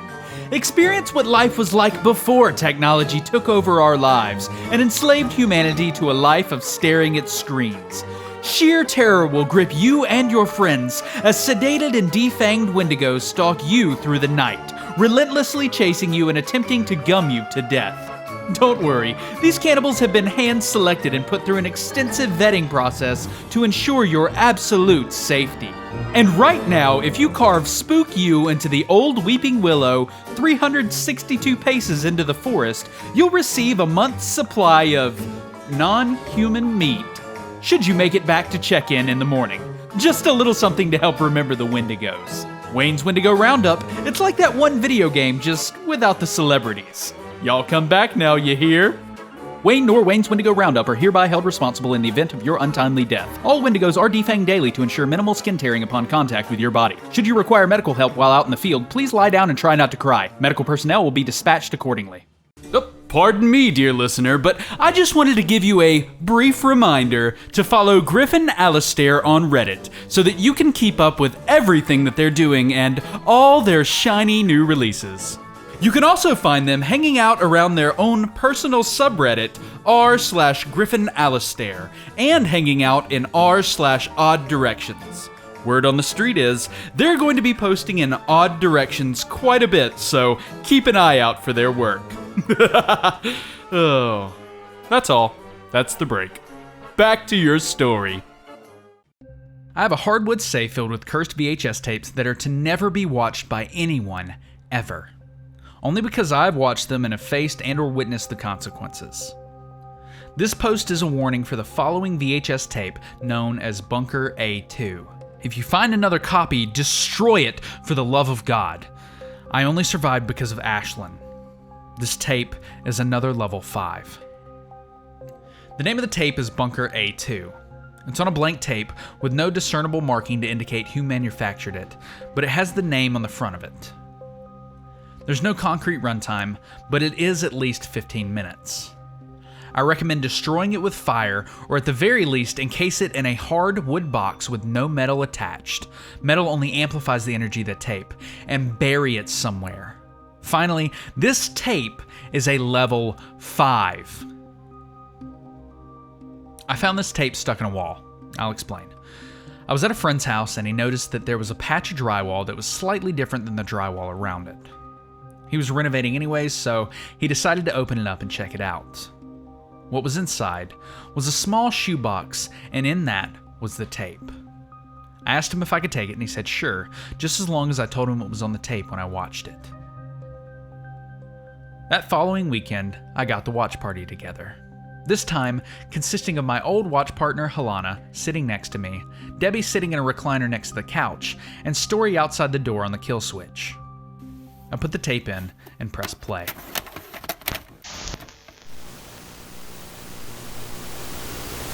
It starts off with a larger man talking into the camera. He's bloody and covered in some sort of black dirt. To anyone who finds this tape, I didn't make it out. I bought my friends some time, but I don't know if they made it. I'm fairly certain that I'm gonna die, so I'm leaving this message. If you find this, it might already be too late, but if the generator is off, then you might have a chance. This whole place is alive, and I think the power generator is its heart. Keep it off, and if it's on, turn it off. The camera suddenly cuts to a shot of a man and woman standing in front of a metal door on the side of a cave wall. Floodlights are spread around the ground, lighting up the area. "Is the camera rolling?" the man asked. "Yep, we're rolling," the man behind the camera said. He sounded like the man we first saw, so I guess the cameraman filmed over the first part to get his message across. "Okay." The man in front of the camera took a second to compose himself. "Hello, ladies and gentlemen. My name is Jason, and this is my friend Jenny," he said, pointing to the woman next to him. "And the man behind the camera is Todd." A hand came out from behind the camera and gave a thumbs up, then went away. "Growing up, my grandfather would tell me horror stories of lost German bunkers from World War II up in the Scottish Highlands. It sounds stupid, I know, but he was sure that they were an actual thing. Recently, I've been thinking about it again and decided I'd try and find them. So I packed my bags from Seattle to Scotland and began looking with my two friends here. And only after 1 week of searching, we found one of them," Jason said, moving to the side to reveal a black stamp on the door marked A2. The camera cuts again as Jason and Jenny are wearing heavier clothes and carrying flashlights. Respirators are strapped to their hips. "Okay, for the first time since World War II, I present to you one of the lost German bunkers," Jason said as he pulled the door open. It made a loud, high-pitched screech as it scraped against the ground. Coming from the TV itself was a cold breeze that spread throughout the whole room. "Hold on, pause the video for a second," Helena said. I walked up to the VCR and paused it. This already feels like a high-level tape. I'm not sure if I'm ready to jump back into a high-level tape right off the bat," she said. "That's fair. You can leave if you need to," I said. Yeah, I'm sorry. I just want to ease my way back into it, and this feels like jumping off the deep end," she said, as she stood up from the couch. I walked her over to the front door, but it was locked, which was weird because we were locked on the inside. I asked Helena to check different windows to see if they could open, but every one of them was locked tight. Eventually, Debbie came looking for us. "Are you guys good?" she asked. Well, you see," Helena suddenly cut me off. "We're locked in," she said. "What?" Debbie asked. "None of the doors and windows will open," I said. "Oh. Well, this could be bad," Debbie said. "Hey guys," Story yelled from the watchroom. "What's wrong, Story?" Debbie yelled. "She's here," he yelled. "She?" Debbie asked. It took me only a second to figure out what he meant by that and began running back to the watchroom. Debbie and Alana followed behind me. I turned the corner to see Story standing in the doorway, looking inside. He saw me and stepped to the side so I could come in. There, leaning against the opposite wall, was Ashlyn. She stood there with her eyes closed in a long black coat, a gray t-shirt, and dark blue jeans. "Ashlyn?" I asked. Her eyes opened, already pointing towards me. "You really picked a bad tape," she said. "Yeah, I can tell. Why are you choosing now to show up?" "Well, let me give you all a lesson. Except you, Story, you should already know," she said as she leaned off the wall and stood up straight. Her head was only a few inches from the ceiling. "I need energy to maintain a physical form, of which I don't have a lot of at the moment. Suzuka only filled 2 of the 10 slots," she said. "Slots?" I asked. Ashlyn took her hand out of her pocket and showed us her nails. On her index and middle finger were 2 glowing orbs, one red and one yellow, the same colors as Suzuka's eyes. 2 slots is barely enough to create a physical form, but whatever's on this tape has made an energy field that has taken over the entire house. I can use that energy to manifest in the real world," she said, putting her hand back in her pocket. "Well, can't we take the tape out or kill the power or something?" Debbie asked. "I don't think you understand what I said. This tape has already taken over the house. I'm fairly certain the only reason why we aren't seeing any further progression of the possession of this house is because you paused the tape, keeping whatever's in there from coming out even more," she said, pointing to the TV. "That, and I've already tried to cut the power, but nothing happened," Story said. "Okay, what do you suggest we do then? Helena asked. Continue watching the tape, and I will deal with whatever comes through.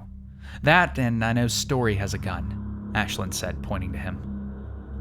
We all looked over to Story in surprise and shock. A worried expression crept across his face as his eyes darted to each of us. It's a curse item I use in case of emergencies, he said, reaching into an inner pocket of his coat and pulled out what I recognized as a Luger P08 from growing up playing Call of Duty. But it looked weird. There were a couple things about it that made it look off, but he put it back in his coat before I could get a closer look. Debbie, Helena, and I looked at each other, confused on what to do next, before we looked at Ashlyn. What are you looking at me for? The sooner we deal with the tape, the sooner we get out of danger, she said, as she leaned back against the wall. Everyone but Ashlyn looked at each other, then shrugged. I went and pressed play on the tape. Jumping back into it, Jason and Jenny were looking through the entrance down a long corridor. At the very end was a staircase going down. Well, I wasn't expecting that, Jason said as he entered the hallway. I don't smell mold or mildew, or at least not yet, so we might not need the respirators for a while, he said. They all walked further into the corridor towards the stairs. Jason ran his hand along the wall, then checked his fingers. No chipping or residue, the paint is in good condition. This place must have been airtight, he said, as he took some sort of small square device from his front coat pocket. Air quality is normal, but I'll keep an eye on it just in case, he said as he put it back in his pocket. Jason and Jenny stopped in front of the stairs and looked down, shining a flashlight. Well, that's not the least bit ominous, Jenny said. Todd, get a shot of this, Jason said. The camera moved past him and looked down the stairway. It must have been at least 60 or 70 feet down. The camera suddenly cuts for a second to a shot of Jason's lower body sticking out of the ceiling of a hallway with several arms reaching out of the walls, reaching for him. The scene was on screen for maybe 3 or 4 seconds before it cuts back to Jason and Jenny walking through a hallway. Something grabbed Ashlyn's attention during that scene as she looked around for a second, before placing her hand on the wall and closing her eyes. Everything okay, Ashlyn? I asked. She put a finger to her lips. Ignore me and keep watching, she said. I was worried, but I couldn't really do anything else, so I kept watching. Some time had passed since the last cut, and I wasn't sure what was going on, other than they were walking to something. The flashlight they were using was having trouble illuminating the hallway. It only went half as far as when they first entered. Eventually, they came to a metal door with a sign that said, Achtung, with a symbol of a man being shocked by lightning. This must be the generator, Jason said. Are you sure this will even work? Jenny asked. Jason reached for a pair of rubber gloves that hung on a hook next to the door. Well, everything else in this bunker seems to be in good condition. Might as well try, he said, slipping on the gloves. I'll be back in a second, he said before opening the door and closing it behind him. A few seconds pass as Jenny and Todd are waiting outside the door before she turns to him. Does this feel weird to you? She asked. In what way? Todd asked.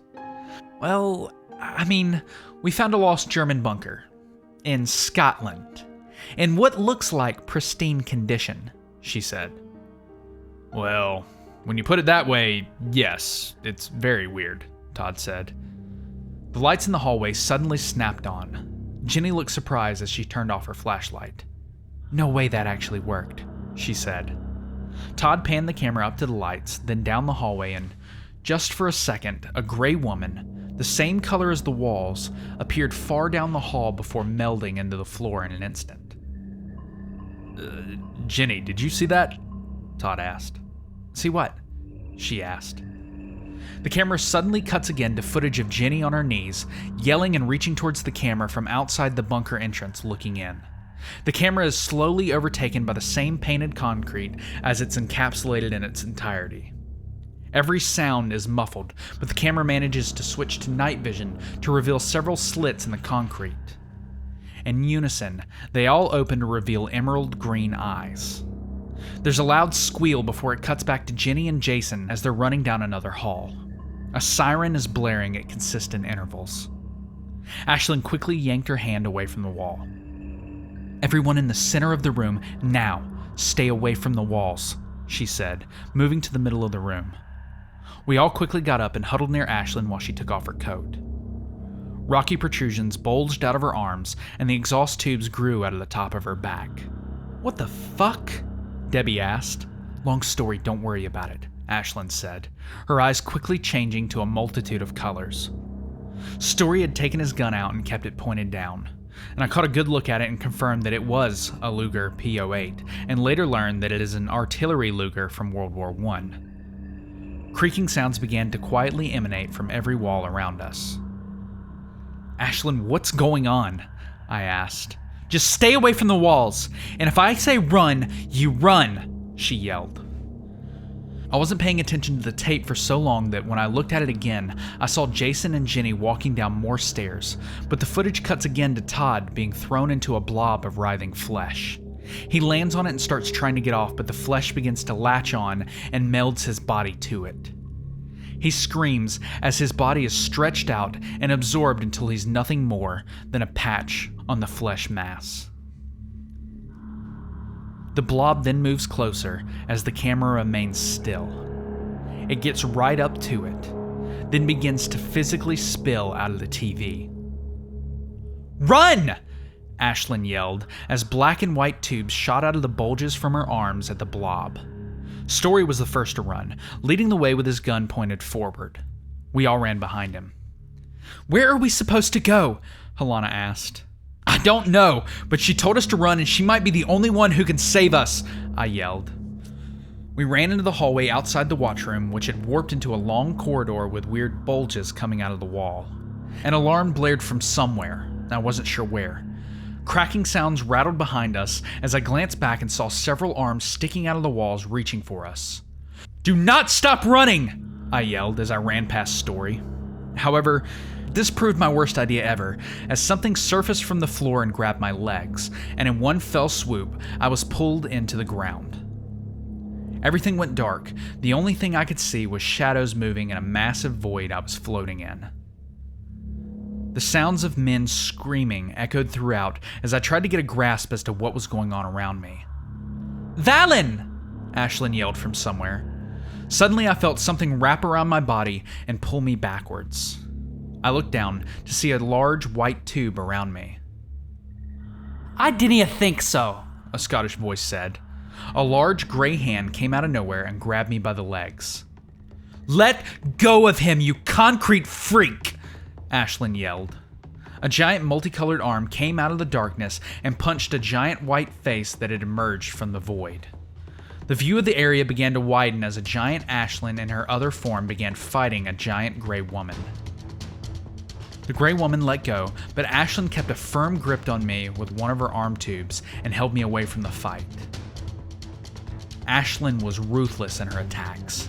The gray woman would try to block with her arms, but Ashlyn would push right through. The gray woman kept blocking until she found an opening and headbutted Ashlyn in the nose. Ashlyn was knocked back enough to give the gray woman some time to get some punches in towards her torso. She also got one last hit to her forehead, knocking Ashlyn back even further. "Give up? You're in my world now," the gray woman taunted. That seemed to only piss Ashlyn off more as her eyes changed from a multicolored to a dark red everywhere. Her teeth rapidly sharpened as she charged the gray woman. The gray woman threw a punch, but Ashlyn caught it in her mouth, biting her hand off and swallowing it. The gray woman recoiled in pain, but Ashlyn was still charging and plunging her teeth into her neck. Red blood poured from the gray woman's neck as the red tubes from Ashlyn's torso sprang out and latched onto the gray woman's body.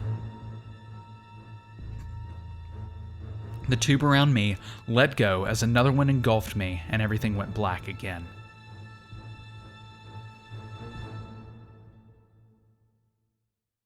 The next thing I knew, I was waking up on the couch next to Helena.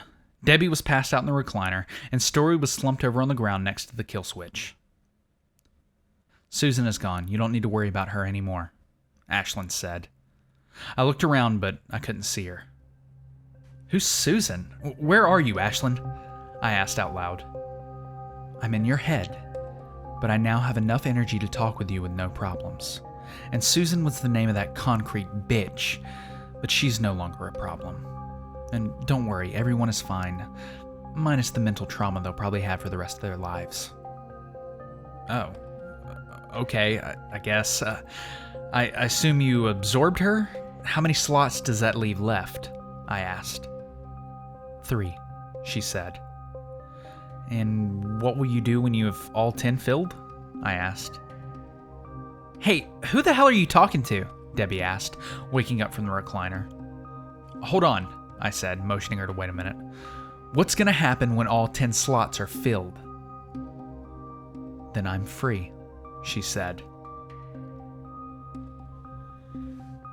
Everyone's okay. Turns out everyone got caught and sent into that weird screaming void, but they were only floating around in it for a while. The house is back to normal. At the very least, I haven't found anything out of the ordinary. And Ashlyn can talk to me now, but she doesn't most of the time. She hasn't really talked to me since that incident. When I took the tape out, it disintegrated into dust, so fortunately, I don't have to worry about it again. And Story did some research and actually found Jenny and got in contact with her. After some prying, he got her to tell him what happened. In short, they went to Scotland to find one of the bunkers. They found one, went inside, and turned on the generator. After that, the bunker locked them in.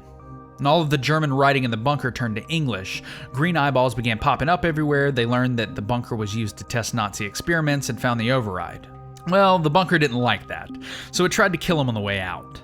Todd sacrificed himself to stop a fleshy blob from chasing them, and Jason almost made it out, but was grabbed by Susan, who had control over the bunker and pulled him into the floor, while Jenny watched from the entrance of the bunker. She won't tell us where the bunker is, and I'm fine with that. But that doesn't explain how the tape came to be in the first place, which makes me think that this tape is somehow a projection of the bunker itself. I don't know. I really have no answers for this, and neither does Story, but if you find a tape with the name Bunker A2, destroy it immediately. If anyone has any cursed tapes they want to get rid of, message me and we'll figure out a way to take them off your hands. I have a hardwood safe filled with cursed VHS tapes that are to never be watched by anyone ever, only because I have watched them and have faced and or witnessed the consequences. This post is a warning for the following VHS tape known as the God of TV. There might be other copies, so just in case, read this. It is a level 2. Name of the tape is The God of TV, and it's on a blank TDK tape. Runtime is about 10 minutes. You do not need to secure this tape, but if you want to keep it from curious minds, keep it in a wooden box with no metal hinges or locks. Metal only amplifies the energy of the tapes. Finally, I'm putting this tape as a level 2. See part 1 for the danger guide on cursed VHS tapes. This tape is another one from Carthen. It was delivered by the same magician as last time, and before it left, Debbie gave it a letter to take back to Carthen. The tape also came with another note that reads as follows. Hello, Valen. I apologize that the last tape I sent you gave Debbie and you some grief. That was not my intent. I have, however, found another tape. I haven't watched this one because I don't deal with gods, not my forte. But I hope it'll be an interesting watch. Your friend, Carthen. That following weekend, I got the watch party together. With Scott finally joining us again, we had to move some things around.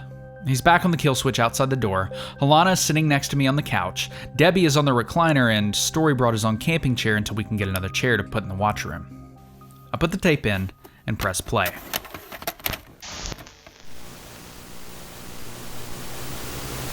It started with the camera facing a teenager as he walked through a densely packed forest at night. There's a date stamp in the bottom right corner, May 1st, 1999. All right, context for those who might find this tape later. I lost a bet with my friend, and now I have to go and find a house in the middle of this forest and spend the night. It might be there, it might not, it's only a rumor. Kyle, Jordan, Ren, I hate you guys. If I get lost in the woods and this camera is the only thing you find, fuck you. Turning the camera off now, the kid said. The camera then cuts to black for a second before showing a clearing in the middle of the woods with a large house in the middle of it. The house looks old, but there's no signs of vandalism. Okay. I've been walking around for about 2 hours now, and I just stumbled upon the house in this field, and I'm kind of weirded out. Especially because if you look down, he said, as he pointed the camera down at the ground. He moved some of the grass with his foot and revealed a few cables. These cords are everywhere, and they're coming from that house. The camera cuts again to just outside the front door. The condition of the house looks good, but it is covered in dirt and grime. Well, I've checked the outside of the house, and there's no broken windows or signs that anyone has broken in, but all of the windows are blacked out, so I really hope there isn't anyone living here, he said. He reached for the doorknob and slowly turned it until it clicked. He pulled it open and walked inside. It took a second for the camera to adjust to the darker interior. Once it refocused, all that could be seen were TVs in various states of disrepair, littered all over the place. There were stacks piled up against walls, damaged ones scattered along the ground, and wires everywhere. "What the hell?" he said. He looked around with the camera, panning the different stacks of TVs. Some of them were still on, but just displayed static. One looked like it was playing Fraggle Rock, but I couldn't get a clear view. He walked up to a few of the TVs and turned some of the knobs and pressed some buttons, but none of them worked. "Alright, score for the creep counter. What's next? Scooby-Doo gonna come running out from a ghost?" he said. From what I could gather, he must have been in the living room. I could see the kitchen in the distance when he panned in a certain area. All of a sudden, all of the TVs that could still function turned on with a white flash, then turned to static, and then turned off again. "Yeah, no bet's worth this," he said as he turned to the door. When out of nowhere, a woman could be heard screaming from further in the house. "Who's there?" he yelled. Help me! Me! The same voice said. It sounded disjointed, like it was skipping. "What the hell?" he said as the camera pointed down to around his waist. A cable slithered its way up around his leg. He dropped the camera on the ground facing his leg. He struggled to get the wire off before it tightened and pulled his leg out from underneath himself, falling on his back. He was then dragged across the floor and grabbed the camera at the last second. He pointed at where he was being dragged. His breathing was intense, but he wouldn't scream. He was being dragged through what seemed like endless hallways with TVs on either side. The closer he got to whatever he was being pulled to, the newer the TVs looked. Most of them were on, playing either the news, cartoons, or TV dramas, but every now and then there was an eye on a screen that would track the kid. Eventually, he was pulled into a large room. TVs of all shapes and sizes littered the walls, floors, and even the ceiling. Each TV had a cable attached to it that led to the center of the room, where a woman hung by the wires as they stuck out from everywhere on her body through a white nightgown. The woman clutched a small, portable TV in her arms. Several small TV towers stuck out from the top of her head through her hair, and her eyes were glazed over with static. The kid was lifted up in front of the woman's face. You aren't the caretaker? The woman said. The kid couldn't speak. All we could hear was heavy, panicked breaths. The woman's head movements were jagged and fast as she talked. Wait just a moment. She said as she focused on the camera instead of the kid. The small TV in her hand suddenly flicked on as it showed a view from my TV looking at all of us watching the video. The only people to not show up was Scott, who was in the hallway, and Debbie. I leaned in closer in my seat to try to make out the image of us better, only to see that it was copying my movements. Is this what I've become?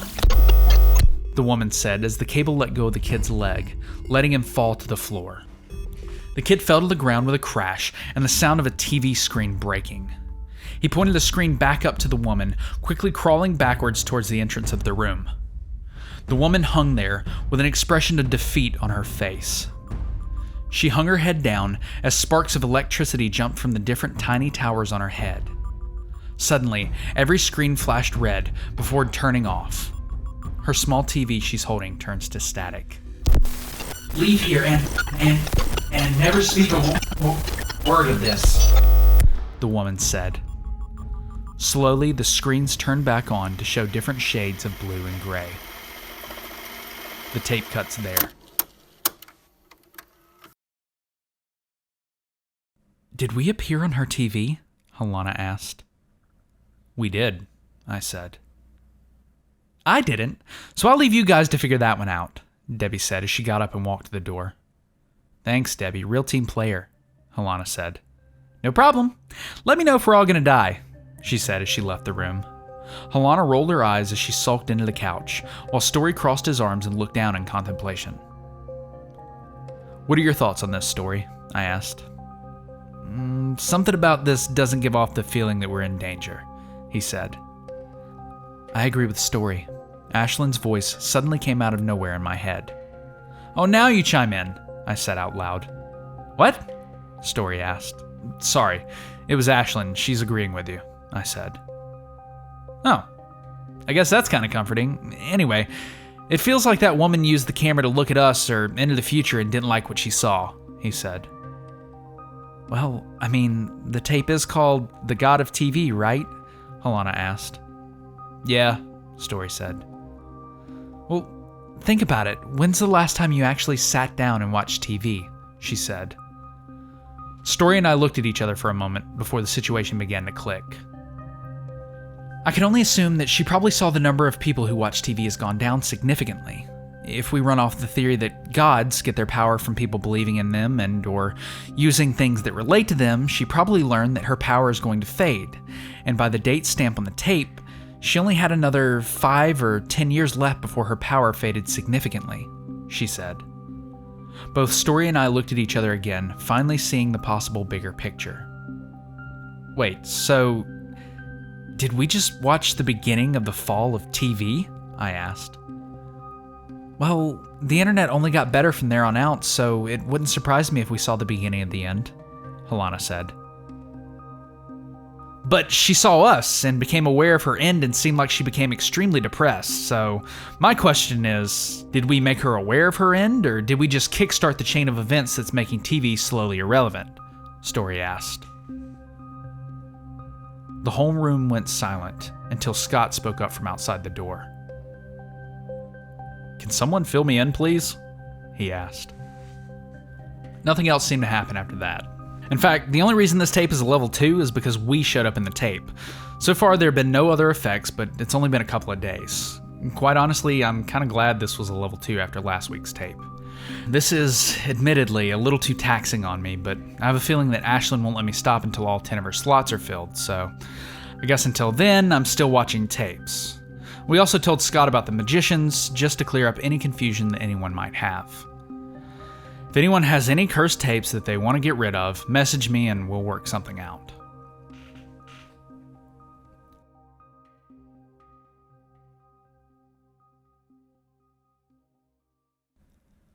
Addendum. This was supposed to be posted last weekend, but I ran into a problem with a magician. If you recall, the Worm Magician in Part 4 told Alana and I about some magicians just want to harm or kill humans. Well, I had an encounter with one shortly after this tape that caused me to have some time in the hospital.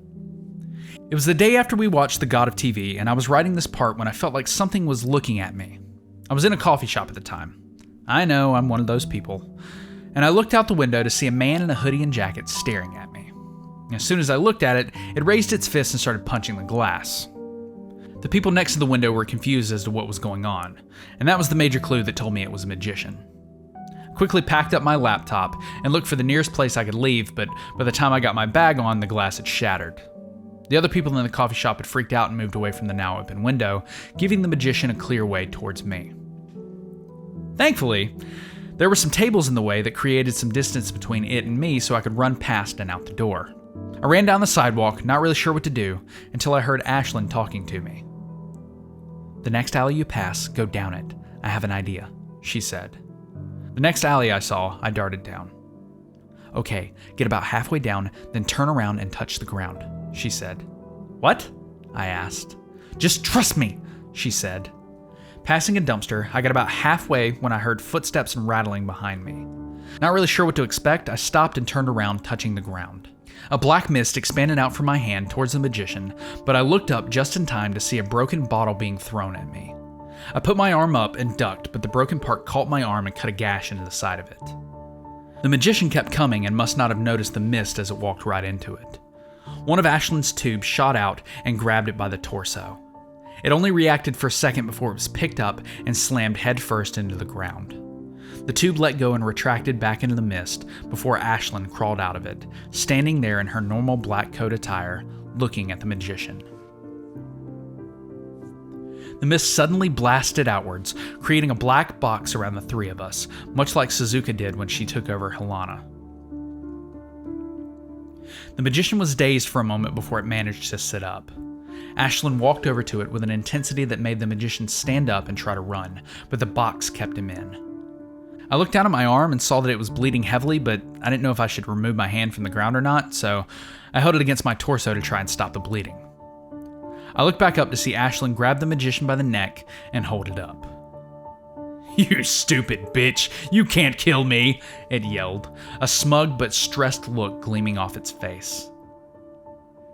"And you," she said, moving him closer to her face, "don't realize what I'm capable of." The smug look fell as she rolled up one sleeve to let the tube slither out and grab its neck in place of her hand. She then rolled up her other sleeve as more tubes came out and grabbed the magician by the limbs. The exhaust tubes sprouted from the top of her back, spraying some red liquid. "Wait, what are you doing?" it yelled.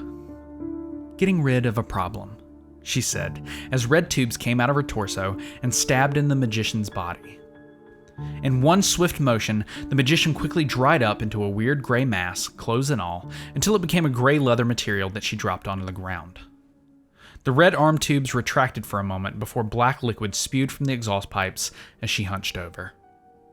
A few moments later, the black tubes also retracted as she turned around and looked at me with relief and then shock. "Valen?" she said, running back over to me. The walls quickly dropped and the mist moved to just under her feet and a small trail from my hand. "Holy shit, you're pale," she said, touching my face. I moved my arm to show her the gash. I was so focused on what was happening in front of me that I didn't even realize how dizzy I was. She took off the sleeve of her jacket, then ripped part of her t-shirt off and wrapped it around my arm. "Where's your phone?" she asked. "Front pocket," I said, as my head began getting heavier. Ashlyn reached into my pocket and pulled out my phone, then placed her hand on my neck. "Take your hand off the ground and apply pressure to your wound. Who lives closest to here?" "Scott," I said, taking my hand off the ground and pressing against my gash. What happened after that was a little spotty, but I remember Scott showing up a few minutes later and Ashlyn filling him in on what happened, and then both of them helping me to his car. Ashlyn disappeared back into my head when I got into his car. I got to the hospital and looked down at my arm to see that the piece of t-shirt was still there. I got checked in the ER, they cleaned the wound, stopped it from bleeding, stitched it up, and gave me a blood transfusion. I spent the next couple days in the hospital and then I was checked out. Scott came and drove me home, and when I got home, Ashlyn spoke to me for the first time since that incident. "Hey, I'm not really good at these things, but I wanted to say I'm sorry for letting you get hurt. I was more focused on the magician than actually trying to make sure you were safe. I'll try to be more aware of your condition if something like that happens again." "It's fine. You saved me regardless, and I already knew the dangers I put myself in. I'm just glad you were there to help," I said. "Don't worry. I got you," she said. "I'm going to take one more day or two to rest before we watch another tape, and then we should be back on our regular watch schedule."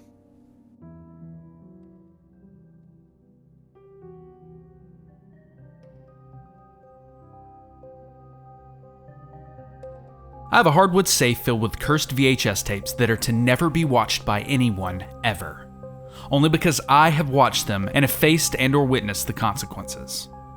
This post is a warning for the following VHS tape known as The World as We Know It. There might be other copies, so read this before you watch it. Oh, and it's a level 3. The name of the tape is The World as We Know It. It is a blank Sony tape with a runtime of about 45 minutes. Securing the tape isn't necessary, but if you want to keep it from curious minds, keep it in a wooden box with no metal attached to it. Finally, this tape is a level 3. See part 1 for the danger guide on cursed VHS tapes. This tape was sent by my Cursed Objects friend after finding it in a rummage sale that had an expansive VHS tape collection. She doesn't watch them, so she sends them to me. Although, before we sat down and watched it, I had an idea and asked Ashlyn if she could detect whether or not this was a high-level tape or not. She told me it wasn't a guarantee, but she could possibly give me a rough estimate. She told me to grab it and hold it in my hands. And a black mist emanated from my hands before going away. The energy from the tape is too low for it to be a real danger. I would say more than a 1, but no more than 3, and that's pushing it, she said in my head. With that knowledge, I told the watch party what level of tape we might have based on Ashlyn's estimate. Everyone agreed to watch, so we got together and set up with Helena next to me on the couch, Debbie in the recliner, Scott out in the hall with the kill switch, and Story in a smaller recliner we got from Goodwill. I pressed play on the VCR, and away we went.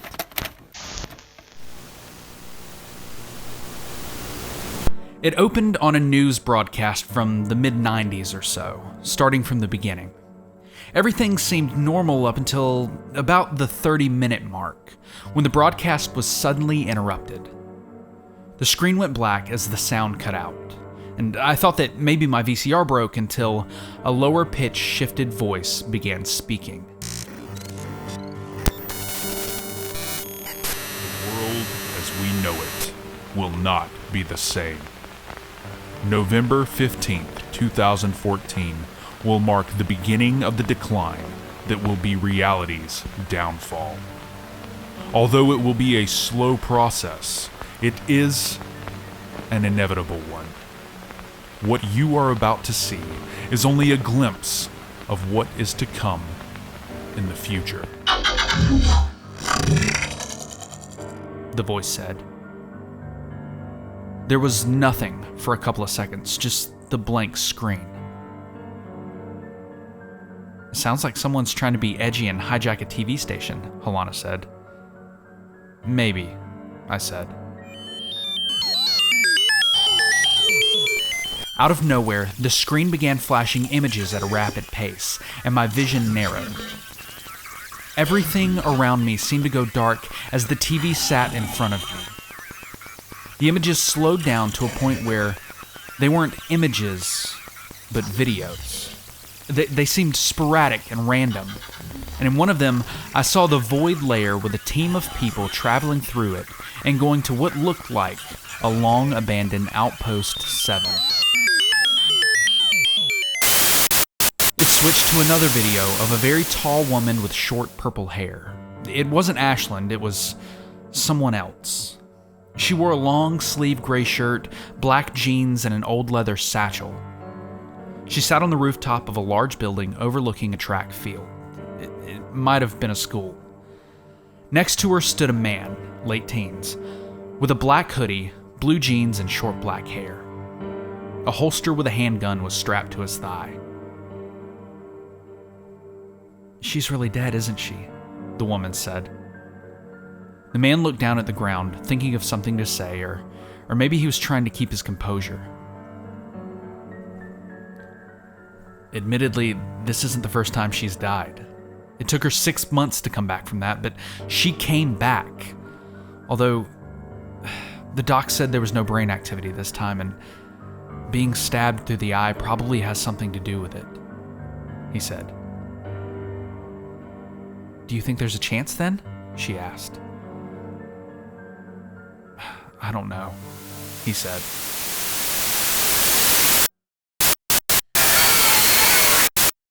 The video then cut again to a clip I couldn't really believe at first. Ashlyn sat next to me on the couch of the watch room. There was no mist. She wasn't holding on to me. She must have had all 10 slots filled at this point. Across from us was Story. He looked much paler than normal, and his eyes seemed to have changed color from their normal brown to a light shade of blue. He stood there, looking worried. "I'm not sure how to go about this, and I don't know what the outcome will be, but I thought it'd be best to do this as formally as possible," he said. What do you mean? What's wrong? I asked. There's someone you should meet, he said. He looked towards the door. You can come in now. The video began to fade, but the camera panned up to the entrance to the room to show Ashlyn walking in.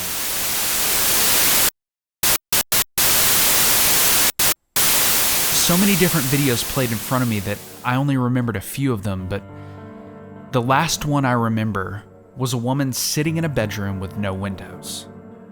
Everything was some shade of either red, black, or brown. She sat in a chair facing the left of the room. Her left side profile was all that I could see. She wore a black jacket with dark blue jeans and Converse shoes. And her shoulder-length hair was pink, aside from her bangs, which were white. She stared off into the distance. Her red eye moved every now and then, so she must have been staring at nothing in particular. Another woman walked out from behind the camera and stood on the other side of the pink-haired lady. This other woman was identical to the one sitting down, but her clothing was slightly different. She had long black hair and her eyes were yellow. She bent down and whispered something in the pink-haired girl's ear for a moment, before pointing towards me. The pink-haired girl slowly turned her head towards me. Her right eye looked as if it had been stabbed through with a large blade. A long, open wound sat vertically in the middle of it. I didn't notice it before, but her left arm was actually missing. It was just an empty sleeve. They both stared at me as if waiting for something to happen. After a few seconds, the pink-haired woman went back to staring across the room. They shouldn't be here. Show them out, she said. The other woman walked towards the camera, but she didn't stop in front of it. In fact, there wasn't a camera there at all. I didn't realize it, but we were in the room. It wasn't a video. I don't know how you got here, but it is time for you to go back to wherever you came from, she said, as she raised her hand and placed her thumb on my forehead. Next thing I knew, I heard the tape in the VCR click to a stop, and I was back in the watchroom again. Why was there so much flesh? Why was there so much flesh? Helena said, wide-eyed and staring at the ground. Did you see the spaceship made of flesh or flesh covering London? Debbie asked. There was a spaceship made of flesh? Helena yelled. Well, that answers my question, Debbie said. I stared at Story. He was dead silent. Story? I asked. He didn't move. Did you see what I saw? I asked, referring to the video of Ashlyn. I think we saw a couple of the same videos, but we all saw different things, said Debbie. Story, answer me, I said. Which one? He said quietly. The one with Ashlyn, I said. Which one? He said, turning to look at me. His eyebrows were furrowed with confusion, but his eyes were wide with worry. The one where you introduce someone to Ashlyn that looks exactly like her, I said. I saw it, but I don't know another Ashlyn, so either I haven't found her yet or the video isn't real, because obviously my eyes are brown, not blue, he said. Yes, but Story, it's you. Anything can happen, I said, raising my voice. You think I don't fucking know that? He said, raising his voice at me. I saw plenty of other things on that tape that surely couldn't happen, but lo and behold, we live in a world where you have a monster woman in your head, there's ghost-like creatures that you can only see if one is around and you're told about it by someone who can see it, and powerful entities live on analog tapes. He took a second to calm down and take some deep breaths before talking again. I am just as worried about this as you are, but I don't have the answers right now. We all took some time to calm down and talk about what we saw, and agreed that this was some sort of prophetic tape. As to whether it was accurate or not, we're not sure. The moment with Ashlyn hasn't happened yet, so until that happens, if it happens, we can't take anything we saw to be true.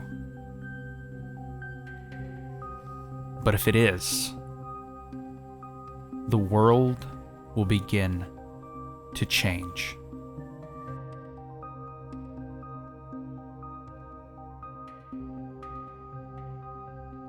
I have a hardwood safe filled with cursed VHS tapes that are to never be watched by anyone ever, only because I have watched them and have faced and/or witnessed the consequences. This post is a little bit different than normal. Originally, there wasn't going to be a new part this weekend because half of the party is out of town, but then this happened. Debbie was out doing something and Ashlyn wasn't talking, so it was just me at the house. I was making sure that my VCR was working fine when I heard a knock at the door. I made my way over to the front door and looked through the peephole. I saw what looked like a bunch of tiny TV towers and power lines sitting on top of some hair. My first thought was a magician, but after my last encounter, I was a little wary. "Ashlyn, are you there?" I asked. "Way ahead of you. If things go wrong, touch the wall," she said. I took in a deep breath, then unlocked and opened the door slightly. "State your business," I said, not looking through the opening. Are you Valen? A female voice asked. "Who wants to know?" I asked. My name is Telly. We've technically met before. She said. "Wait a fucking minute. Open the door," Ashlyn said. "Are you sure?" I whispered. "Just do it," she said. Trusting Ashlyn, I opened the door slowly, only to stop when I realized who it was. It all came back to me when I saw a small TV in her arms that she held like a teddy bear. You are Valen, correct? Telly asked. A picture showed up on her TV of the watch party and I when we watched The God of TV. "Yes," I said, not really knowing what to do. I mean, was she there to kill me? Was she gonna do something to me? May I come in? She asked. Sure, I said, moving to the side to let her in. Telly was shorter than I expected, standing maybe 8 inches to a foot shorter than me. She also wasn't wearing the nightgown she had on in the video. Instead, it was a blue jean jacket over a white tank top with torn light blue jeans. A very 90s look. She didn't wear shoes, however. She had long, brown hair that was tied in a low ponytail, and the tiny TV towers and power lines stuck out the top of her head and through her hair. It was almost like a crown. The last piece was a pair of dark-tinted sunglasses that she wore over her eyes. "May I ask what you're doing here?" I asked, not really sure what to do. Well, I've run into a problem, she said, walking away from me and down the hallway towards the watch room. Her slight stutter sounded like old TV audio skipping. "And what's that?" I asked, following behind her. I'm slowly but surely dying, she said, walking through the door and into the watch room. "Oh. I'm sorry to hear that, but what has that got to do with me?" I asked. She stopped for a moment when she entered the room, and then turned towards the VCR and jogged towards it before sitting down on the ground in front of it. After I first saw you and learned of what was to come of me, the caretaker stopped showing up, she said. "Who's the caretaker? I mean, maybe we can find them and get them to help you again," I said. I don't know. They were always someone different, but they stopped showing up. My power began to dwindle. About 10 or 12 years ago, my influence over television vanished completely. The power went to the entity that controls the internet, she said, still staring at the VCR. This entity wouldn't happen to be named Lane, would it? I asked. I don't know, but I get the reference. I've never met any of the other gods. We all exist separate from each other, brother. Born into the world through devotion. It was the caretaker's job to make sure we were taken care of, as long as we still had enough devotion to remain powerful. It somehow must have seen you at the time I did, and decided to give up on me early. She went quiet for a second, taking her hand off the VCR. Are you okay? I asked. I suppose that it was inevitable that I was going to die. I just didn't expect to be abandoned without warning. The god of the internet is slowly taking all of my power from me. She said as she stood back up and turned to me. I can still draw power from television to live, but that's it. And even that will draw empty. When I can no longer take power, I will cease to exist. I have a feeling you're going to ask me for help with something, I said. Yes. I want to see if I can use these tapes to maintain enough power to keep them dying, she said. Wait a goddamn minute, Ashlyn said. I felt something emerge from underneath my lower pant leg. I looked down to see two hands reach out from it and force my leg up to take off my sock and then put my foot down. When it touched the ground, the black mist shot out and covered the ground. Ashlyn rose up from the center of it with her arms crossed. Telly seemed unfazed by all of this. You are not stealing my only chance of obtaining a physical form, Ashlyn said. I am not trying to steal your chance from you. I am trying to stay alive. All I require are the tapes when you are finished watching them. I don't even know if it will work, Telly said. Well, what are you planning on doing with these tapes? Ashlyn asked. Assuming I can feed off the power in the tapes, I will place it in my TV and absorb it. Hopefully, the end result is the tape will be blank and I'll be able to keep myself alive, Telly said. Ashlyn released some of the tension in her shoulders, but she was still standoffish. So, what you're telling me is you're still going to let us watch the tapes, and then afterwards, you're just going to take it and scrub it clean like a bottom feeder, Ashlyn said.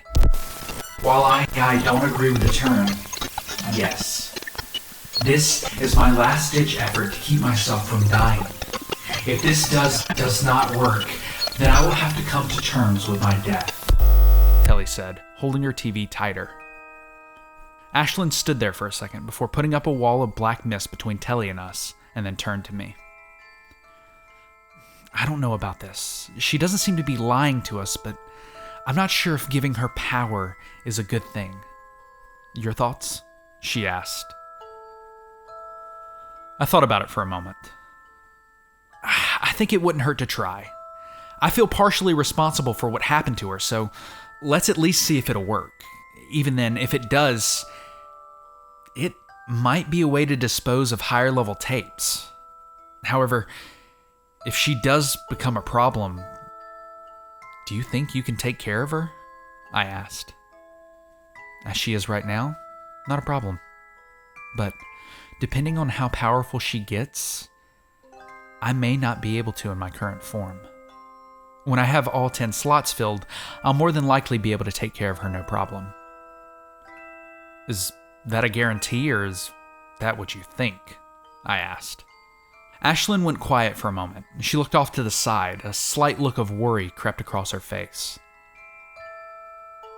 Tell you what, I'm going to take a risk and let her try it. If it doesn't work, she goes on her way and that's that. If it does, well, we'll figure out something from there, okay? I asked. That's fine with me, but keep your socks off.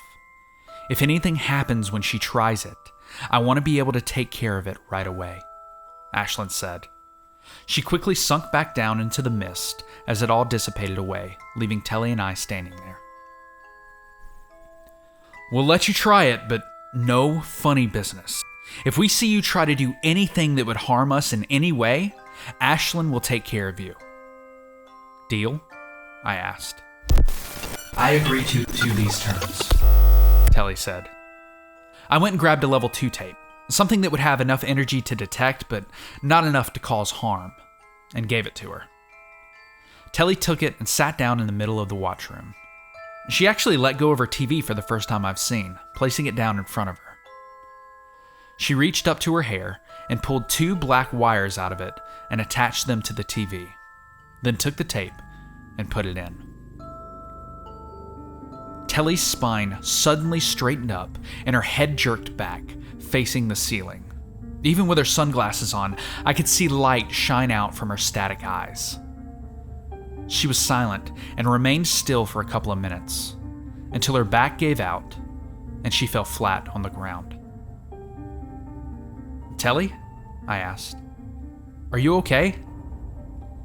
She stuck her arm up and gave me a thumbs up, still lying on her back. Did it work? I asked. She raised her other arm up to give me another thumbs up. I didn't notice it at first with how bright her eyes were, but I saw Ashlyn's black mist move back to my foot. She must have been ready to take her out at a moment's notice. I walked over and gave her a hand up. All right, so what now? I asked. If I may ask to borrow a backpack and as many tapes as you are willing to give me, I will be on my way. I do not want to overstay my welcome, she said. Her stutter seemed to vanish. Yeah, I can do that, I said. I gave her a backpack filled with tapes that are at a low enough level that they shouldn't interact with each other, and then sent her on our way. I'll be honest, I'm not sure if it was a good idea, but it beats having a dying god as an enemy. Everyone should be back next week.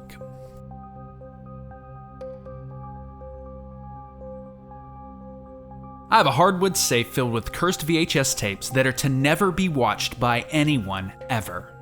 Only because I have watched them and have faced and/or witnessed the consequences.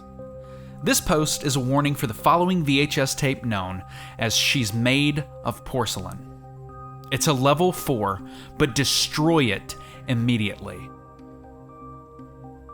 The name of the tape is called She's Made of Porcelain, and it's on a blank Sony tape. The runtime is about 15 minutes.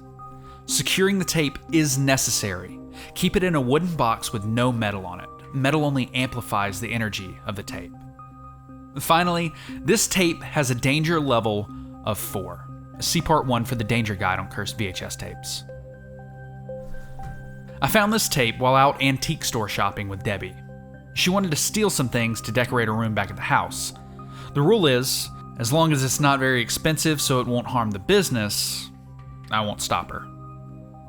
While shopping, I stumbled upon a wooden box with no metal on it, sealed with wax. Out of curiosity, I bought it. I knew it was some sort of cursed object, but I wasn't sure what. If it was a random object, I'd send it to my cursed objects friend. However, that wasn't the case. I brought it home and examined it to see if there was any markings, but there were no indication of any kind of written seal. Just the wax, which was a sickly green. Taking a rather weird precaution, I had a bigger wooden box where I put the smaller box in case anything happened. I chipped away at the wax while Debbie watched, and eventually enough came away where I could open it.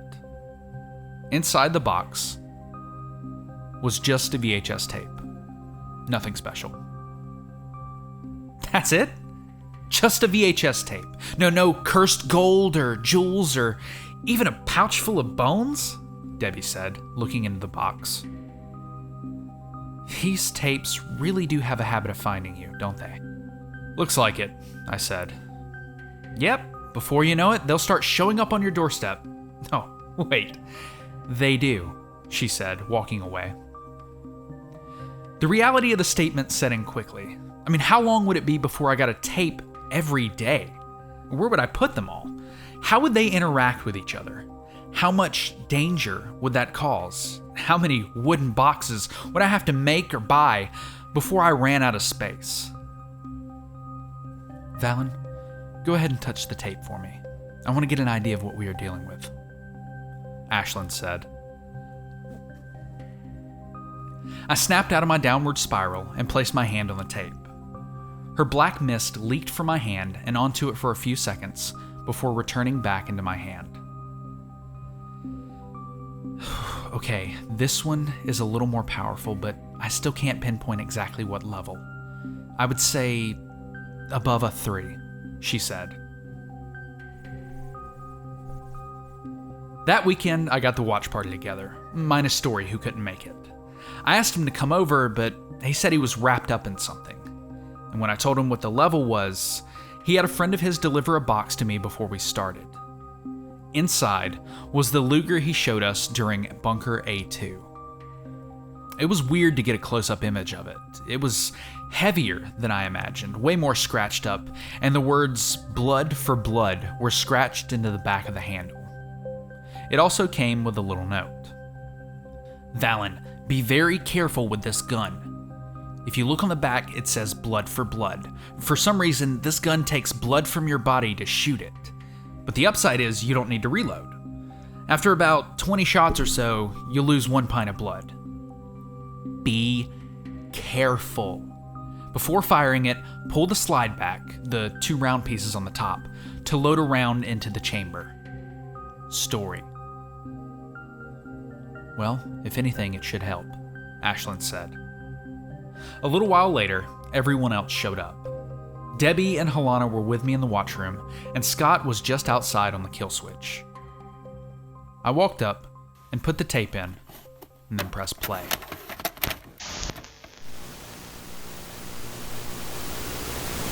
The screen was dark at first, before someone took the lens cap off the camera.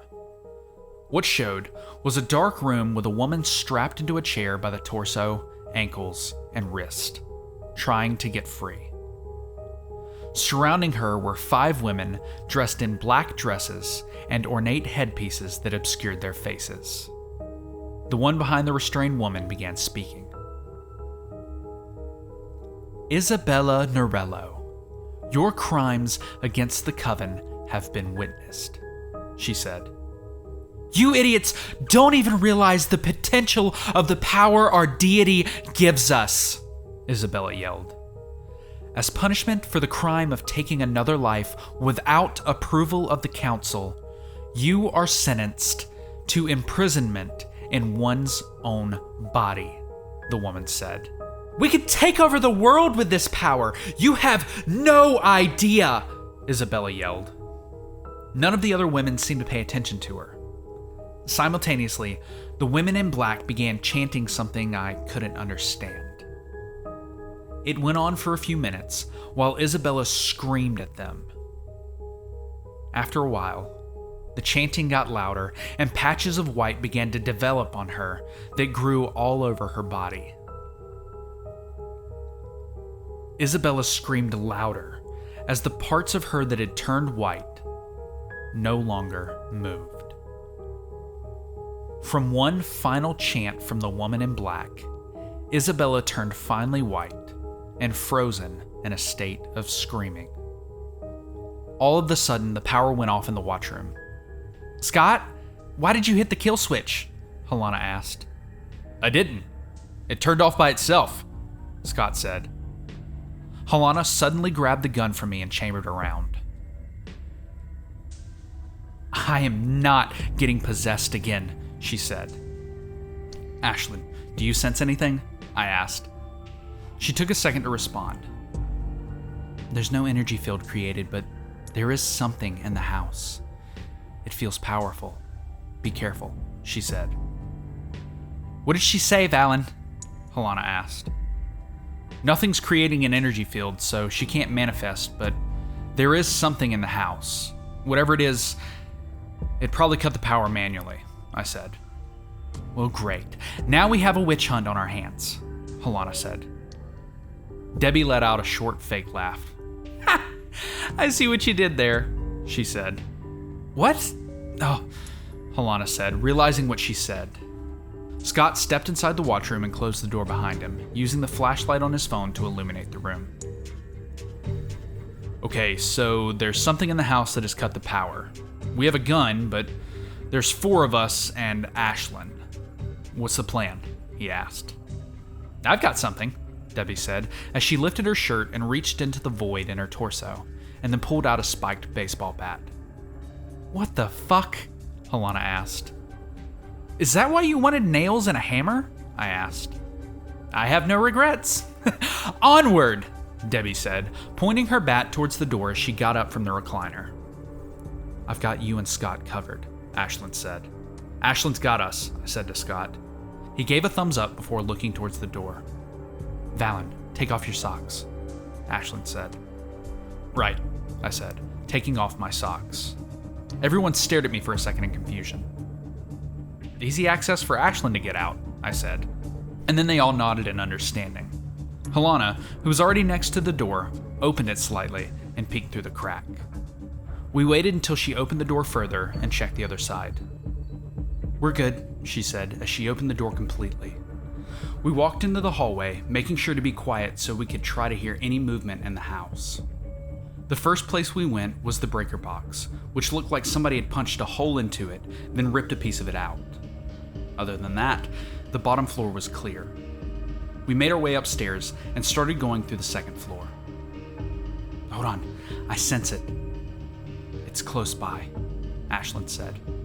It's close, I whispered. Everyone tensed up a little as we kept searching.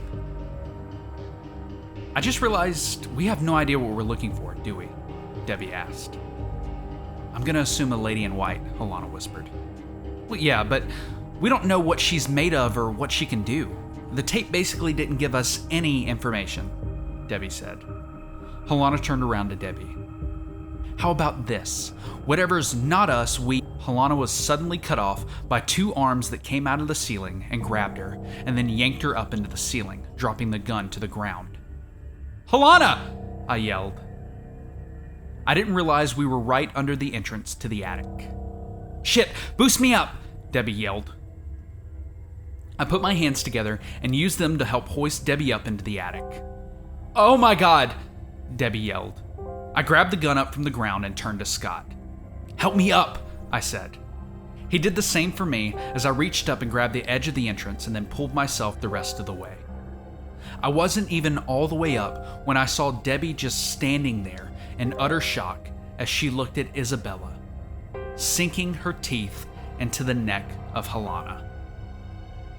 Most of Helena's color had become white and frozen as she reached out towards Debbie and I, while Isabella's color returned to her. Debbie couldn't move, and by the time I got up, it was too late. When Isabella moved her mouth away from Helena's neck, there was no blood, not even teeth marks. Sorry to barge in unannounced like this, but being trapped in a porcelain body was getting on my nerves. It's so fragile. One wrong move and something could break, she said, giving a gentle push to Helena's body. It began to tip over and fall, and I tried to move to catch her, but my feet wouldn't move. Ashlyn's mist came darting out from my feet towards her body.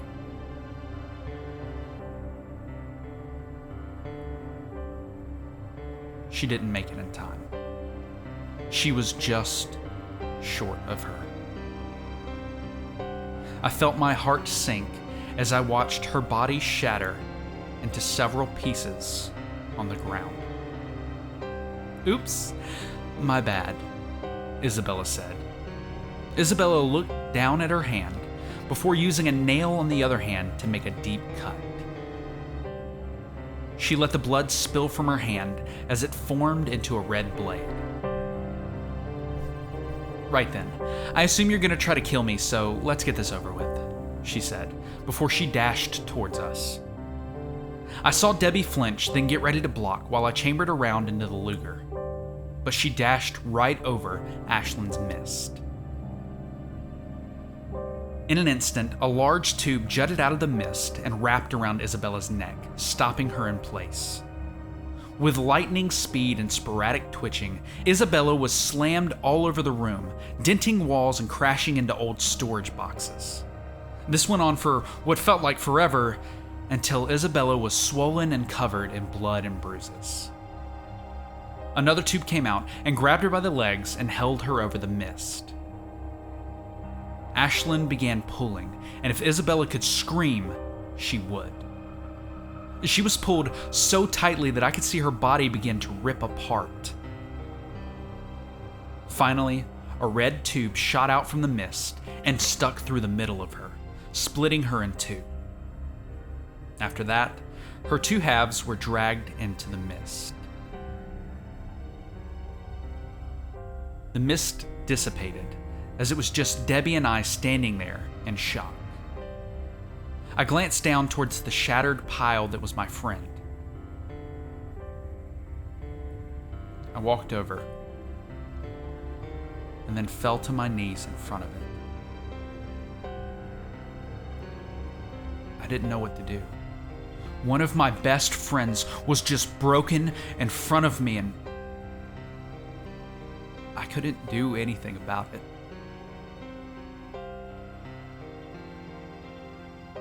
Debbie walked up behind me, placing a hand on my shoulder, and that's when I broke down. My actions caused the death of someone very close to me. To add insult to injury, Ashlyn only filled 2 slots from Isabella, which means she only has 1 left. Which means I need to watch more tapes in order to get her out of my head. As soon as she gets out of my head, I'm done with these fucking things. Scott's fine. Depressed as hell, but alive. Debbie helped me bury Helena in the backyard, and since then, she hasn't said much. She's still willing to watch the tapes with me until we get Ashlyn out of my head. Story's gone completely off the grid. He's not responding to text, calls, or Discord.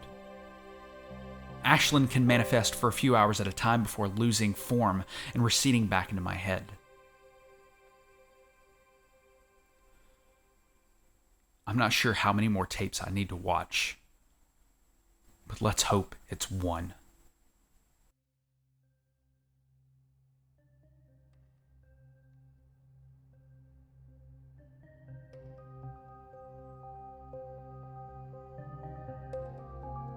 I have a hardwood safe filled with cursed VHS tapes that are to never be watched by anyone ever, only because I have watched them and have faced and or witnessed the consequences. This post is a warning for the following VHS tape known as the Flesh of the World. There probably aren't more copies, but just in case, read this. The name of the tape is The Flesh of the World, and it's on a blank Maxwell tape. The runtime is roughly 6 hours. Securing the tape is highly recommended. Put it in a wooden box with no metal hinges. Metal only amplifies the power of the tape. Finally, the tape has a danger level of 4. I received this tape in my P.O. box with no notes or return address, but there was a sticker on the tape that said, "Property of the Dark Moth Corporation." The other 2 tapes I've gotten from them were Further Void Layer Exploration Funding, and the other one with the really long name about the train in Stockholm. I figured it could possibly have an entity on it that could release Ashlyn from my head, so I chose to make it the next one we watch. I assembled what remained of the watch party together. Debbie sat next to me on the couch with her spiked baseball bat ready to go. Scott was outside on the kill switch, and he brought his own machete. Ashlyn was going to wait to manifest until it was clear that something was going to happen so she could save power. And I still had the Luger. I went up and put the tape in, and then pressed play.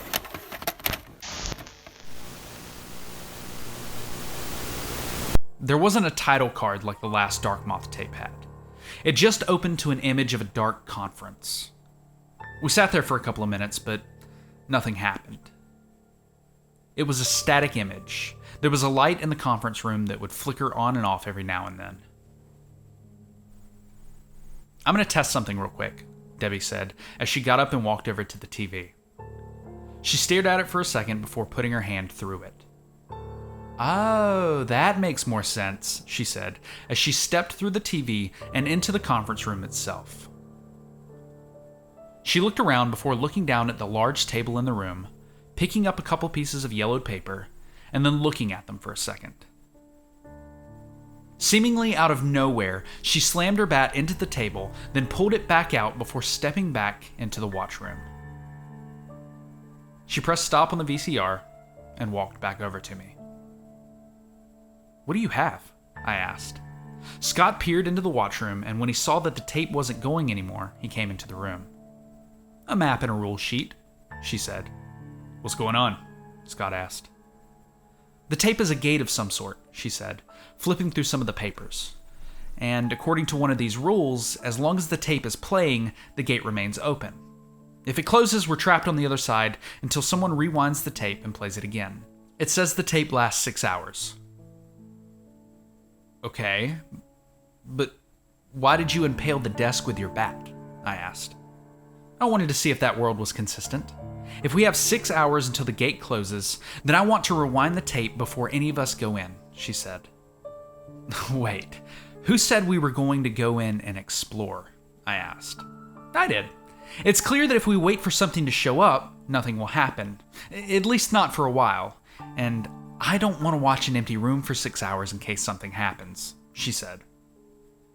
"It could be dangerous. I don't want anyone else to get hurt or killed," I said, raising my voice. "Do you want Ashlyn out of your head or not?" Debbie raised her voice back. "For fuck's sake, both of you," Ashlyn said as she manifested from a cloud of black mist. "If anyone's going in there, it'll be the three of us," she said, then turned to Scott. "Scott, I need you to stay here in case anything else tries to come through. If it does, kill the power, then wait 30 minutes to turn it back on.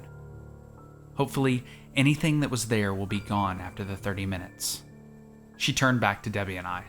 "Debbie, I want you to come with me and be an extra set of eyes. Valen, I need you to at least stay in the conference room. If that gate leads to another world and we're on opposite sides and it closes, it could kill both of us because our link is severed." That raised some red flags in my head as I went down a rapid thought path. Hold on. Does that mean that when you have enough power to leave my head, it could kill us both? I asked. "What? No, I can control how I get out of your head. It'll be mostly painless. What I meant is, if the connection is suddenly cut, I don't know what would happen to the both of us. For all I know, you could be fine or you could die a painful death. I don't know, and I don't want to risk it," she said. I looked at Scott, who seemed worried but reluctantly compliant. And then I glanced over to Debbie, who shrugged her shoulders. She looked like she wanted to go in and explore. She doesn't have much to lose, and in her words, "I've already died once. I'll be fine." "Fine. But you guys have got to promise me that we'll all be careful, and as soon as we see something that we might not be able to handle, we turn back. Okay?" I asked. "I think we'll be fine, but yes, I agree to those terms," Ashlyn said. We rewound the tape so we'd have the full 6 hours, and then went over some of the rules on the paper. In a quick summary, the rules basically say, don't interact with things that move, never go by yourself, always be prepared for anything. With all of those in mind, we played the tape again and walked through, bringing some flashlights with us. The conference room had one working light that was dim, and another light that would flicker every once in a while. There were whiteboards all over the walls, but most of them were empty besides some scribbles that could have been words once. There were some glass windows that had a view of a hallway. All of them were broken. Well, good news is that the holes from the nails on my bat are still in the table, which means the world doesn't reset when you rewind the tape, Debbie said. Good to know, I said. Ashlyn stood by the broken windows with her eyes closed. Okay, there's something here that I could possibly assimilate, but I can't get a clear direction of where it is, she said. Then let's start looking, Debbie said, turning on her flashlight and stepping through one of the broken windows. I turned to look back through the TV at Scott, then gave him a thumbs up before following Debbie and Ashlyn. The hallway was in slightly worse condition than the conference room. Trash and paper littered the ground, while bullet holes filled the walls. A sweet scent lingered in the air, but I couldn't place it. "What do you think happened here?" Debbie asked. "Well, the tape is called The Flesh of the World, so I'm gonna guess flesh was involved," I said. "Like that spaceship? Or London?" Debbie asked. "Once again, I didn't see that, so I don't know," I said. We all felt a gentle breeze go past us coming from ahead. We followed where it was coming from and found a hole that led to the outside. "What the fuck?" I said, looking at the outside. The sky was a shade of orange and a city laid before us. Giant flesh growth plagued the sides of buildings, and large intestine-like structures wiggled through the cityscape. Something was moving through the intestines, but I couldn't tell what, nor did I want to know. "More like London," Debbie said, a look of disgust displayed clearly on her face. "That's not good," Ashlyn said. "What, the city, or the fact that London may look like this someday?" Debbie said. "Could you shut up about London for a second?" Ashlyn said before letting out a sigh. "I can't track the entity to assimilate it because it's everywhere." "Wait, so you're telling me that all of this is one entity?" I asked. "Yeah, and I don't know about you, but I'm not assimilating an entire city, or in this case, probably the whole world, and before you ask, no, I wouldn't be able to in the first place," she said. That answered the next question I was going to ask. "So, what do you think? This a bust?" Debbie asked.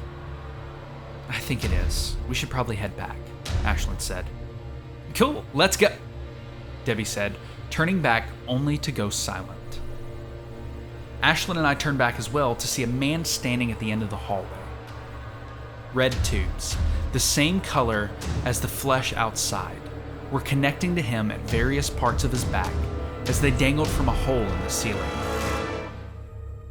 "That can't be good," I said. The man suddenly charged towards us with a blank expression on his face. I pulled the slide back on the gun and aimed. "Take the shot!" Debbie yelled. "Hold on!" I said. I'd never shot a gun before, so I knew my aim wasn't going to be great. I needed him to be close enough that I wouldn't miss. And when he was about 10 feet away, I took my chance and aimed for his head. My heart palpitated for a moment as I pulled the trigger, my hand recoiling from the blast and my ears ringing from the sound. I blinked from the muzzle flash, and the next thing I knew, the man was falling to the ground. He hit hard, sliding to the ground and stopping just before my feet. An exit wound was open in the back of his head. "Nice shot, but next time, tell us you're going to wait until you have a clear shot. I was about to jump in front of you and swing my bat," Debbie said. The tubes connected to the man began to jostle violently before disconnecting and shooting back and up into the hole it came from. "Something's telling me we shouldn't go that way," Ashlyn said. "Let's see if we can find an alternate path then. Debbie, you still have that map?" I asked. "Yeah, give me a moment," she said, pulling it out of her inner coat pocket. She took a moment to study it. "Okay, unfortunately, I don't see any short way back. We're going to have to go around the rest of the building to get back to the conference room," Debbie said. "All right, well, let's keep going," I said. We ventured further down the way we were going. The whole building was littered with holes that led to the outside, and every view of the outside was just as nightmarish as the last one. One view we saw had a giant humanoid figure melded into the side of a building. Different intestines were feeding in and out of it. We made it to the other side of the building, halfway to the conference room on the map, when our way forward became blocked by a mound of flesh consisting of eyes of various sizes, arms and legs sticking out in every direction, rows of teeth, and other things that I couldn't even describe if I tried. "All right, I'm officially done with this world. What the fuck is that? I mean, seriously," Debbie asked. "Wait a minute. There's something coming," Ashlyn said as she turned around. I looked around for a place to hide, but there wasn't anywhere to go. All right, nowhere to go, so get ready to fight, I said. I readied my gun, Debbie held up her bat, Ashlyn got her fist ready. A couple seconds later, I could hear footsteps coming from around the hallway we just came from. Here we go, Ashlyn said. We were ready for the worst, but what we weren't expecting was people in gas masks and special suits holding flamethrowers. There were 5 of them, and they stopped when they saw us. They all looked at each other, I assume in confusion.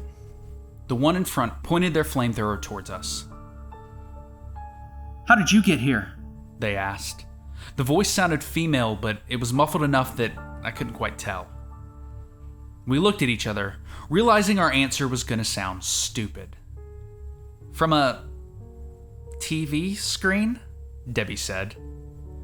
The one in front lowered their flamethrower as all of them seemed to relax and look at each other. VHS tape? The one in the front asked. Yes, Ashlyn said. Is it still open? A different one asked. It should be, I said. They all started walking towards us. Where is it? Is it still in the conference room? The one in front asked. Yeah, Debbie said. Full steam ahead, boys. We're going home. The one in front said. They ran past us with their flamethrowers out and lit the mound on fire. Loud moaning and screaming came from the mound as a couple of them grabbed fire axes from their backpacks and started chopping away at it until enough was out of the way for us to get through. Once we were through, we all heard a low, deep groan come from all around us. Shit, we've woken the hive, one of them said. Just keep going. We've got our ticket out of here, the one in front said. Suddenly, red tendrils started coming out of the walls and the floor towards us, but the flamethrowers were keeping them at bay. Other people, like the man before, would come out of the hallways to chase after us. I took a couple of shots at them, but one of the people in the gas mask turned around and used their flamethrower on them. We rounded another corner and saw the broken windows of the conference room. Home stretch, the one in front said. Wait, let me take the lead, Debbie yelled as she sprinted in front and through the broken window. Scott, get ready on the kill switch, Debbie yelled. We all ran into the room and saw the TV screen was still on. Freedom, the one in front yelled as they dived through the screen. One by one, we all quickly jumped through, with Ashlyn being the last one. Scott, now, Debbie yelled. I glanced at the screen to see several people connected by tubes run towards the screen before the power cut. I crawled over to the VCR and pulled the power plug out of the wall, just in case. Turning power back on, Scott said. The lights to the room came back on and I saw Scott, Ashlyn, Debbie, and the 5 people in the gas masks. The 5 looked around, seemingly confused by their surroundings. The one that was in front took their mask off and took in a deep breath of air. They were a woman, maybe in her mid to late 40s. They all took their masks off to reveal 3 men and 1 woman. What is this place? The first woman said. My house. I know you're going to have a lot of questions, so just get them out now, I said, laying back down on the floor, still a little out of breath. Your house? What do you mean? She asked. I mean, this is my house. You're from the Darkmoth Corporation, right? I asked. How did you know that? How did you get the tape? She asked. 1, I have a couple Darkmoth tapes. 2, I collect cursed tapes and this one just showed up in my P.O. box. And 3, I don't really know anything about the Darkmoth Corporation other than it ceased to exist in 2005 for reasons I don't know, I said, holding up 3 fingers. The woman looked around for a second. Well, that explains why no one came to get us. We've been stuck in there for almost 16 years, I think. I lost count a couple years in, the woman said. It's 2021. Any other questions? I asked. Do any of you have a landline or a cell phone I can borrow? She said. Scott reached into his pocket and unlocked his phone and gave it to her. She looked confused for a second. It's a smartphone. Think of it as a small pocket computer, he said. And you guys still use tapes? She asked. I let out a sigh. Debbie went up to one of the men and crouched down in front of them. "Hey, just out of curiosity, you can see me, right?" she asked. "Yeah, why?" he asked. He took a closer look at her, then saw her hands. "You're an invis, aren't you?" he asked. "I haven't heard that term before," she said.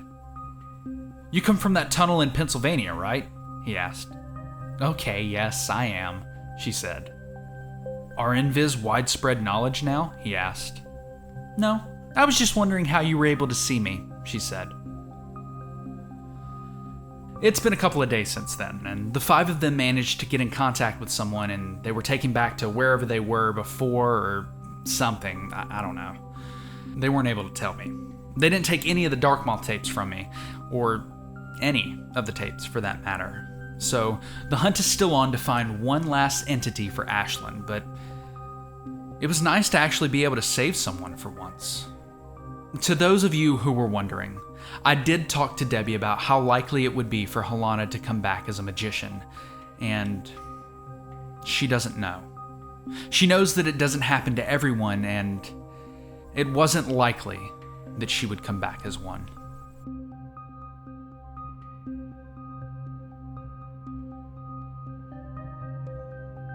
I have a hardwood safe filled with cursed VHS tapes that are to never be watched by anyone ever, only because I have watched them and have faced and or witnessed the consequences. This post is a warning for the following VHS tape known as 8 Eyes. There might not be any more copies, but just in case, read this. This tape is a level 5. The name of the tape is 8 Eyes, and it's on a blank TDK tape. There is no runtime. Securing the tape is mandatory. Keep it in a hardwood box with no metal hinges. Metal only amplifies the energy of the tapes. Do not destroy. I know I usually say contain or destroy level 5s, but in this case, I think destroying it would be the worst thing to do. This is another tape from Carthen, and it was delivered to my door with a note.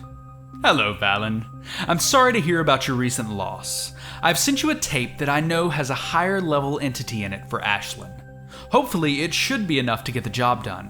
I've not watched it myself, but I can tell there is something on it just by holding it. I hope it helps. Carthen." There was also a note specifically for Debbie that I gave to her. That weekend, I got the watch party together. Debbie sat next to me with her bat. Scott was in the watch room with his machete, and Ashlyn stood leaning against the wall.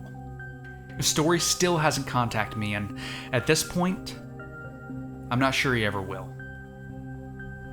Knowing that this tape was going to have a higher level entity, we all got ready for a fight. What we weren't ready for was the VCR exploding. And when I placed the tape in and pressed play, it made its usual wind-up sound, but it didn't stop. It just kept getting louder. I took a few steps back as Ashlyn moved in front of me.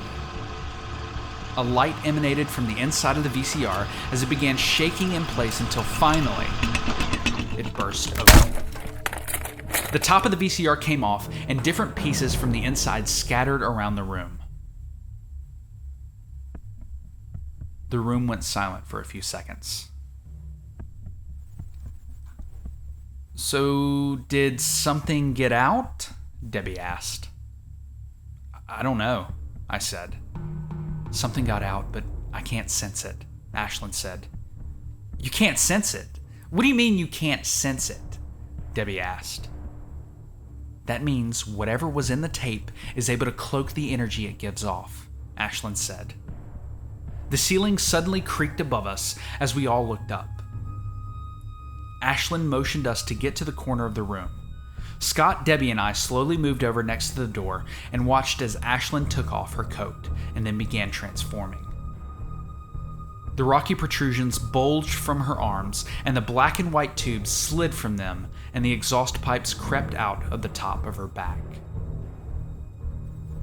In an instant, 8 appendages came crashing through around her as the ceiling came down. Dust was scattered everywhere, and Scott, Debbie, and I were sent back against the wall as the sound of crashing filled the room. One after another, each wall of the watchroom fell as the world around us began to change. When the dust settled, we found ourselves in a large chamber covered in spider webs. My attention was shifted back to the middle of the room as Ashlyn was now fully transformed, being much taller with her skin being multiple bright and vivid colors, sharp spikes sticking out of the sides of her legs, her shoulder blades stretched out and over her shoulders and fused just above her chest. And she had multiple holes in her torso too. She stood there with cuts on her arms and legs. A few feet from her was a woman, about the same height as Ashlyn, in a black dress with 8 spider-like arms sticking out of her back. Her dark red hair was pulled back to show 2 large red eyes with 6 smaller ones centered around the other 2. After being trapped in that thing for so long, you'd think it would just be some normal humans I could feed on to release me, but no, it just had to be another Torptoa, the spider lady said. Doesn't matter to me. I'm just gonna assimilate you the same as every other entity I've come across, Ashlyn said. I forgot that when she's in her other form, her voice sounds like 10 voices speaking together while being run through light audio compression. Oh, really? The spider lady said as she started walking towards her. And I guess it really is a dog-eat-dog world out there, isn't it? Tell you what, you try to eat me and I'll try to eat you. That sound fair? You try to fuck me or fight me? I'm getting mixed signals, Ashlyn asked, and I suddenly heard a crunching sound next to me. Yeah, get to fighting already, Debbie yelled as she ate some popcorn. Where the fuck did you get popcorn? I asked. I keep it in storage just in case. You want some? She asked, pointing the bag to me. No, I'm good, I said. I'll take some, Scott said. The spider lady glanced over at us and then back at Ashlyn. Wow, I must have been in that tape too long. I didn't even notice your little potty over there, she said. Screw this, I'm done talking, Ashlyn said as she sent many armed tubes her direction. The spider lady acted quickly, using 4 of her spider legs to block, but Ashlyn just wrapped her tubes around them. The spider lady used that to her advantage, however. The woman, who will just be called Spider from here on out, pulled the 4 legs back, yanking Ashlyn towards her. She used 2 other legs and hit simultaneously into Ashlyn's face and torso, knocking her on her back, while Spider used the last 2 legs to somehow cut all of the tubes that she was holding onto. Ashlyn let out a distorted scream as what remained of the tubes slinked back into her arms. Blood leaked out from the protrusions. How unfortunate. That looked like it really hurt, Spider mocked. Ashlyn got up as quick as she could, then let out a pained yell as more spikes grew out of her shoulders and on the knuckles of her hands. Ooh, more spikes. Definitely the berserker type, aren't you? Spider teased. Ashlyn didn't say anything back. She just yelled as she charged at her. You could feel the footsteps rumble the ground underneath her as she ran. Spider shook off the broken tubes, then sent 2 more legs straight towards her torso and face again. This time, Ashlyn was able to block the blow to the face, but let it hit her torso right into one of the holes. A red tube quickly shot out and enveloped the leg, spreading all the way up to where it connected on her back. Spider jumped back, letting her leg rip off as she grunted in pain. The tube pulled back into Ashlyn's torso, taking the leg with it. You bitch! That was my good leg! Spider yelled. Ashlyn just yelled again before diving into the ground through her black mist. Disappearing act, huh? Spider said. Ashlyn suddenly popped out of the ground right behind her, but Spider must have sensed it and spun around to attack. Ashlyn was just as quick on her feet and grabbed another leg and used her momentum to rip it off and swing it around to uppercut Spider, knocking her to the ground. Ashlyn used another red tube to consume that leg too. Spider used her remaining legs to crawl her body backwards, just enough to where she could back onto her 2 feet. At this point, her back was to us, and I could see a purplish blood leaking from her back. Ashlyn once again began charging towards Spider, but seemingly out of nowhere, two of Spider's legs split open, revealing sharp, bone-like blades that swung up at Ashlyn, cutting both her arms off. I'm guessing she thought that would stop her, but Ashlyn kept running the last few feet before sinking her teeth into Spider's neck. Spider stood there for a second, only to use the bone blades to stab into Ashlyn's back. I saw Ashlyn's eyes widen for a second before they turned completely dark red. Several red tubes shot through Spider's body before inverting and spreading around the outside of her body. Ashlyn used her last two red tubes to pick up her own arms and use the knuckle spikes to stab into the top of Spider's back. Ashlyn's torso opened up before pulling Spider in, including Ashlyn's own arms. Once the last of Spider's legs were pulled in, Ashlyn's torso closed. Ashlyn stood there for a second before raising her head and screaming at the top of her lungs. I had to cover my ears to make sure my eardrums wouldn't explode. Her arms suddenly exploded out of the open holes in her shoulders as she grabbed the top of her head. The whole room started shaking as cracks started to form in the air. Whatever reality we were in was collapsing. Lights beamed through these cracks as a red light shot out of Ashlyn's eyes like LED headlights. All of a sudden, there was one final bright flash of light, and then we were back in the watchroom. Scott threw up next to me as Debbie and I stood there covering our ears. I looked around for a second, and then I saw Ashlyn on the floor of the watchroom unconscious, back in her normal form. "Ashlyn!" I yelled as I ran over to her and crouched down next to her. With one of her t-shirt sleeves ripped off, I saw that her arm had a large, fresh scar where it met the shoulder. "Ashlyn, are you okay?" I said, but she didn't respond. I checked for a pulse, but I didn't feel anything.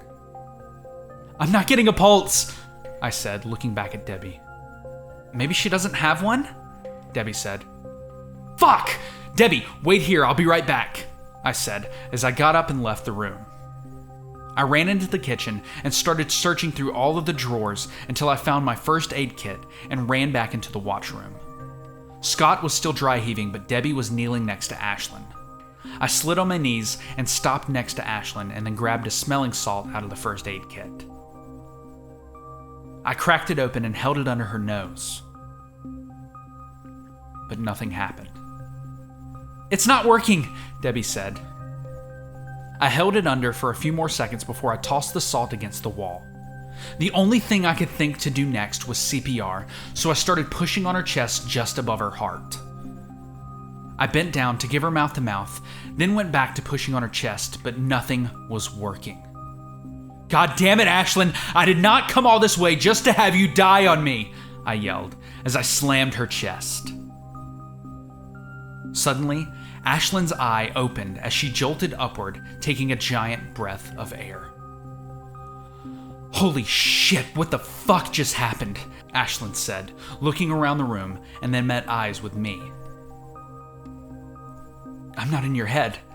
I'm not in your head," she said as she quickly stood up and lifted me up to hug me tightly. "I'm not in your head," she yelled with joy.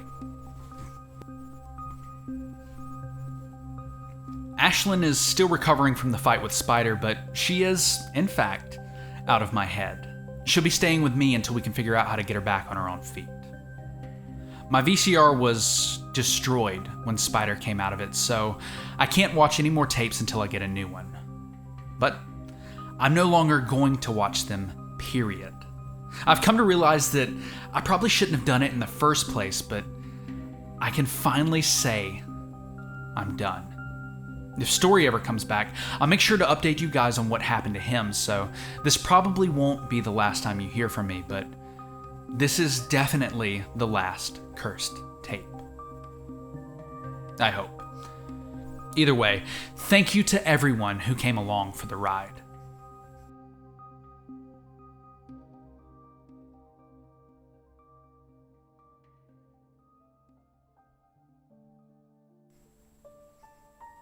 Addendum.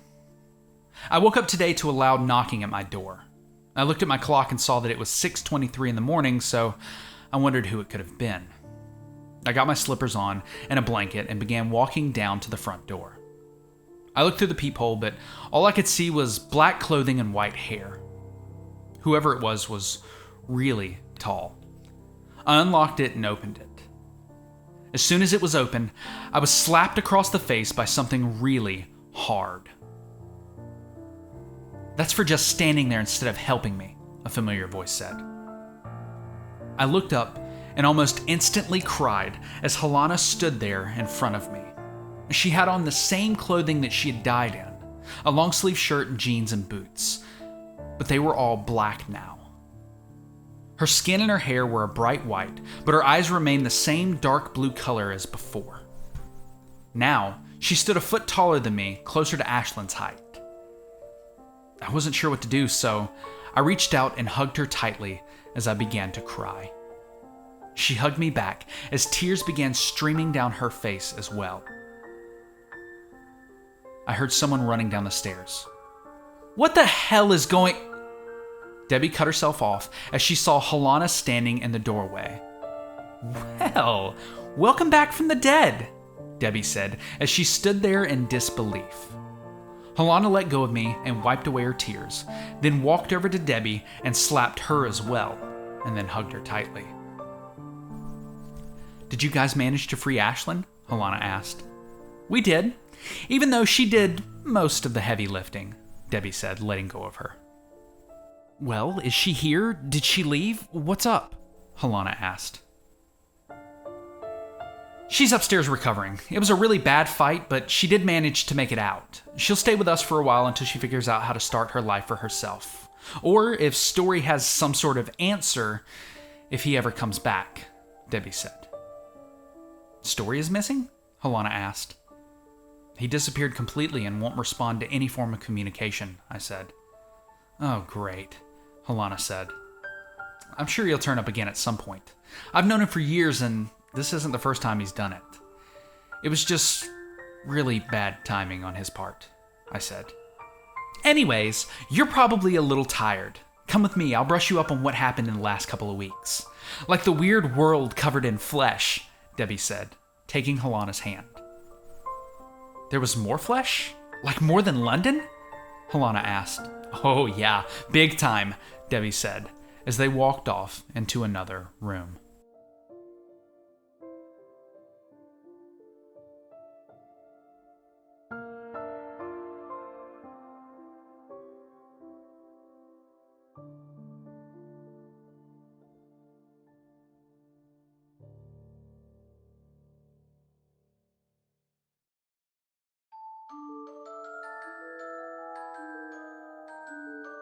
Welcome back, my darling deviants. It's been so long since you left.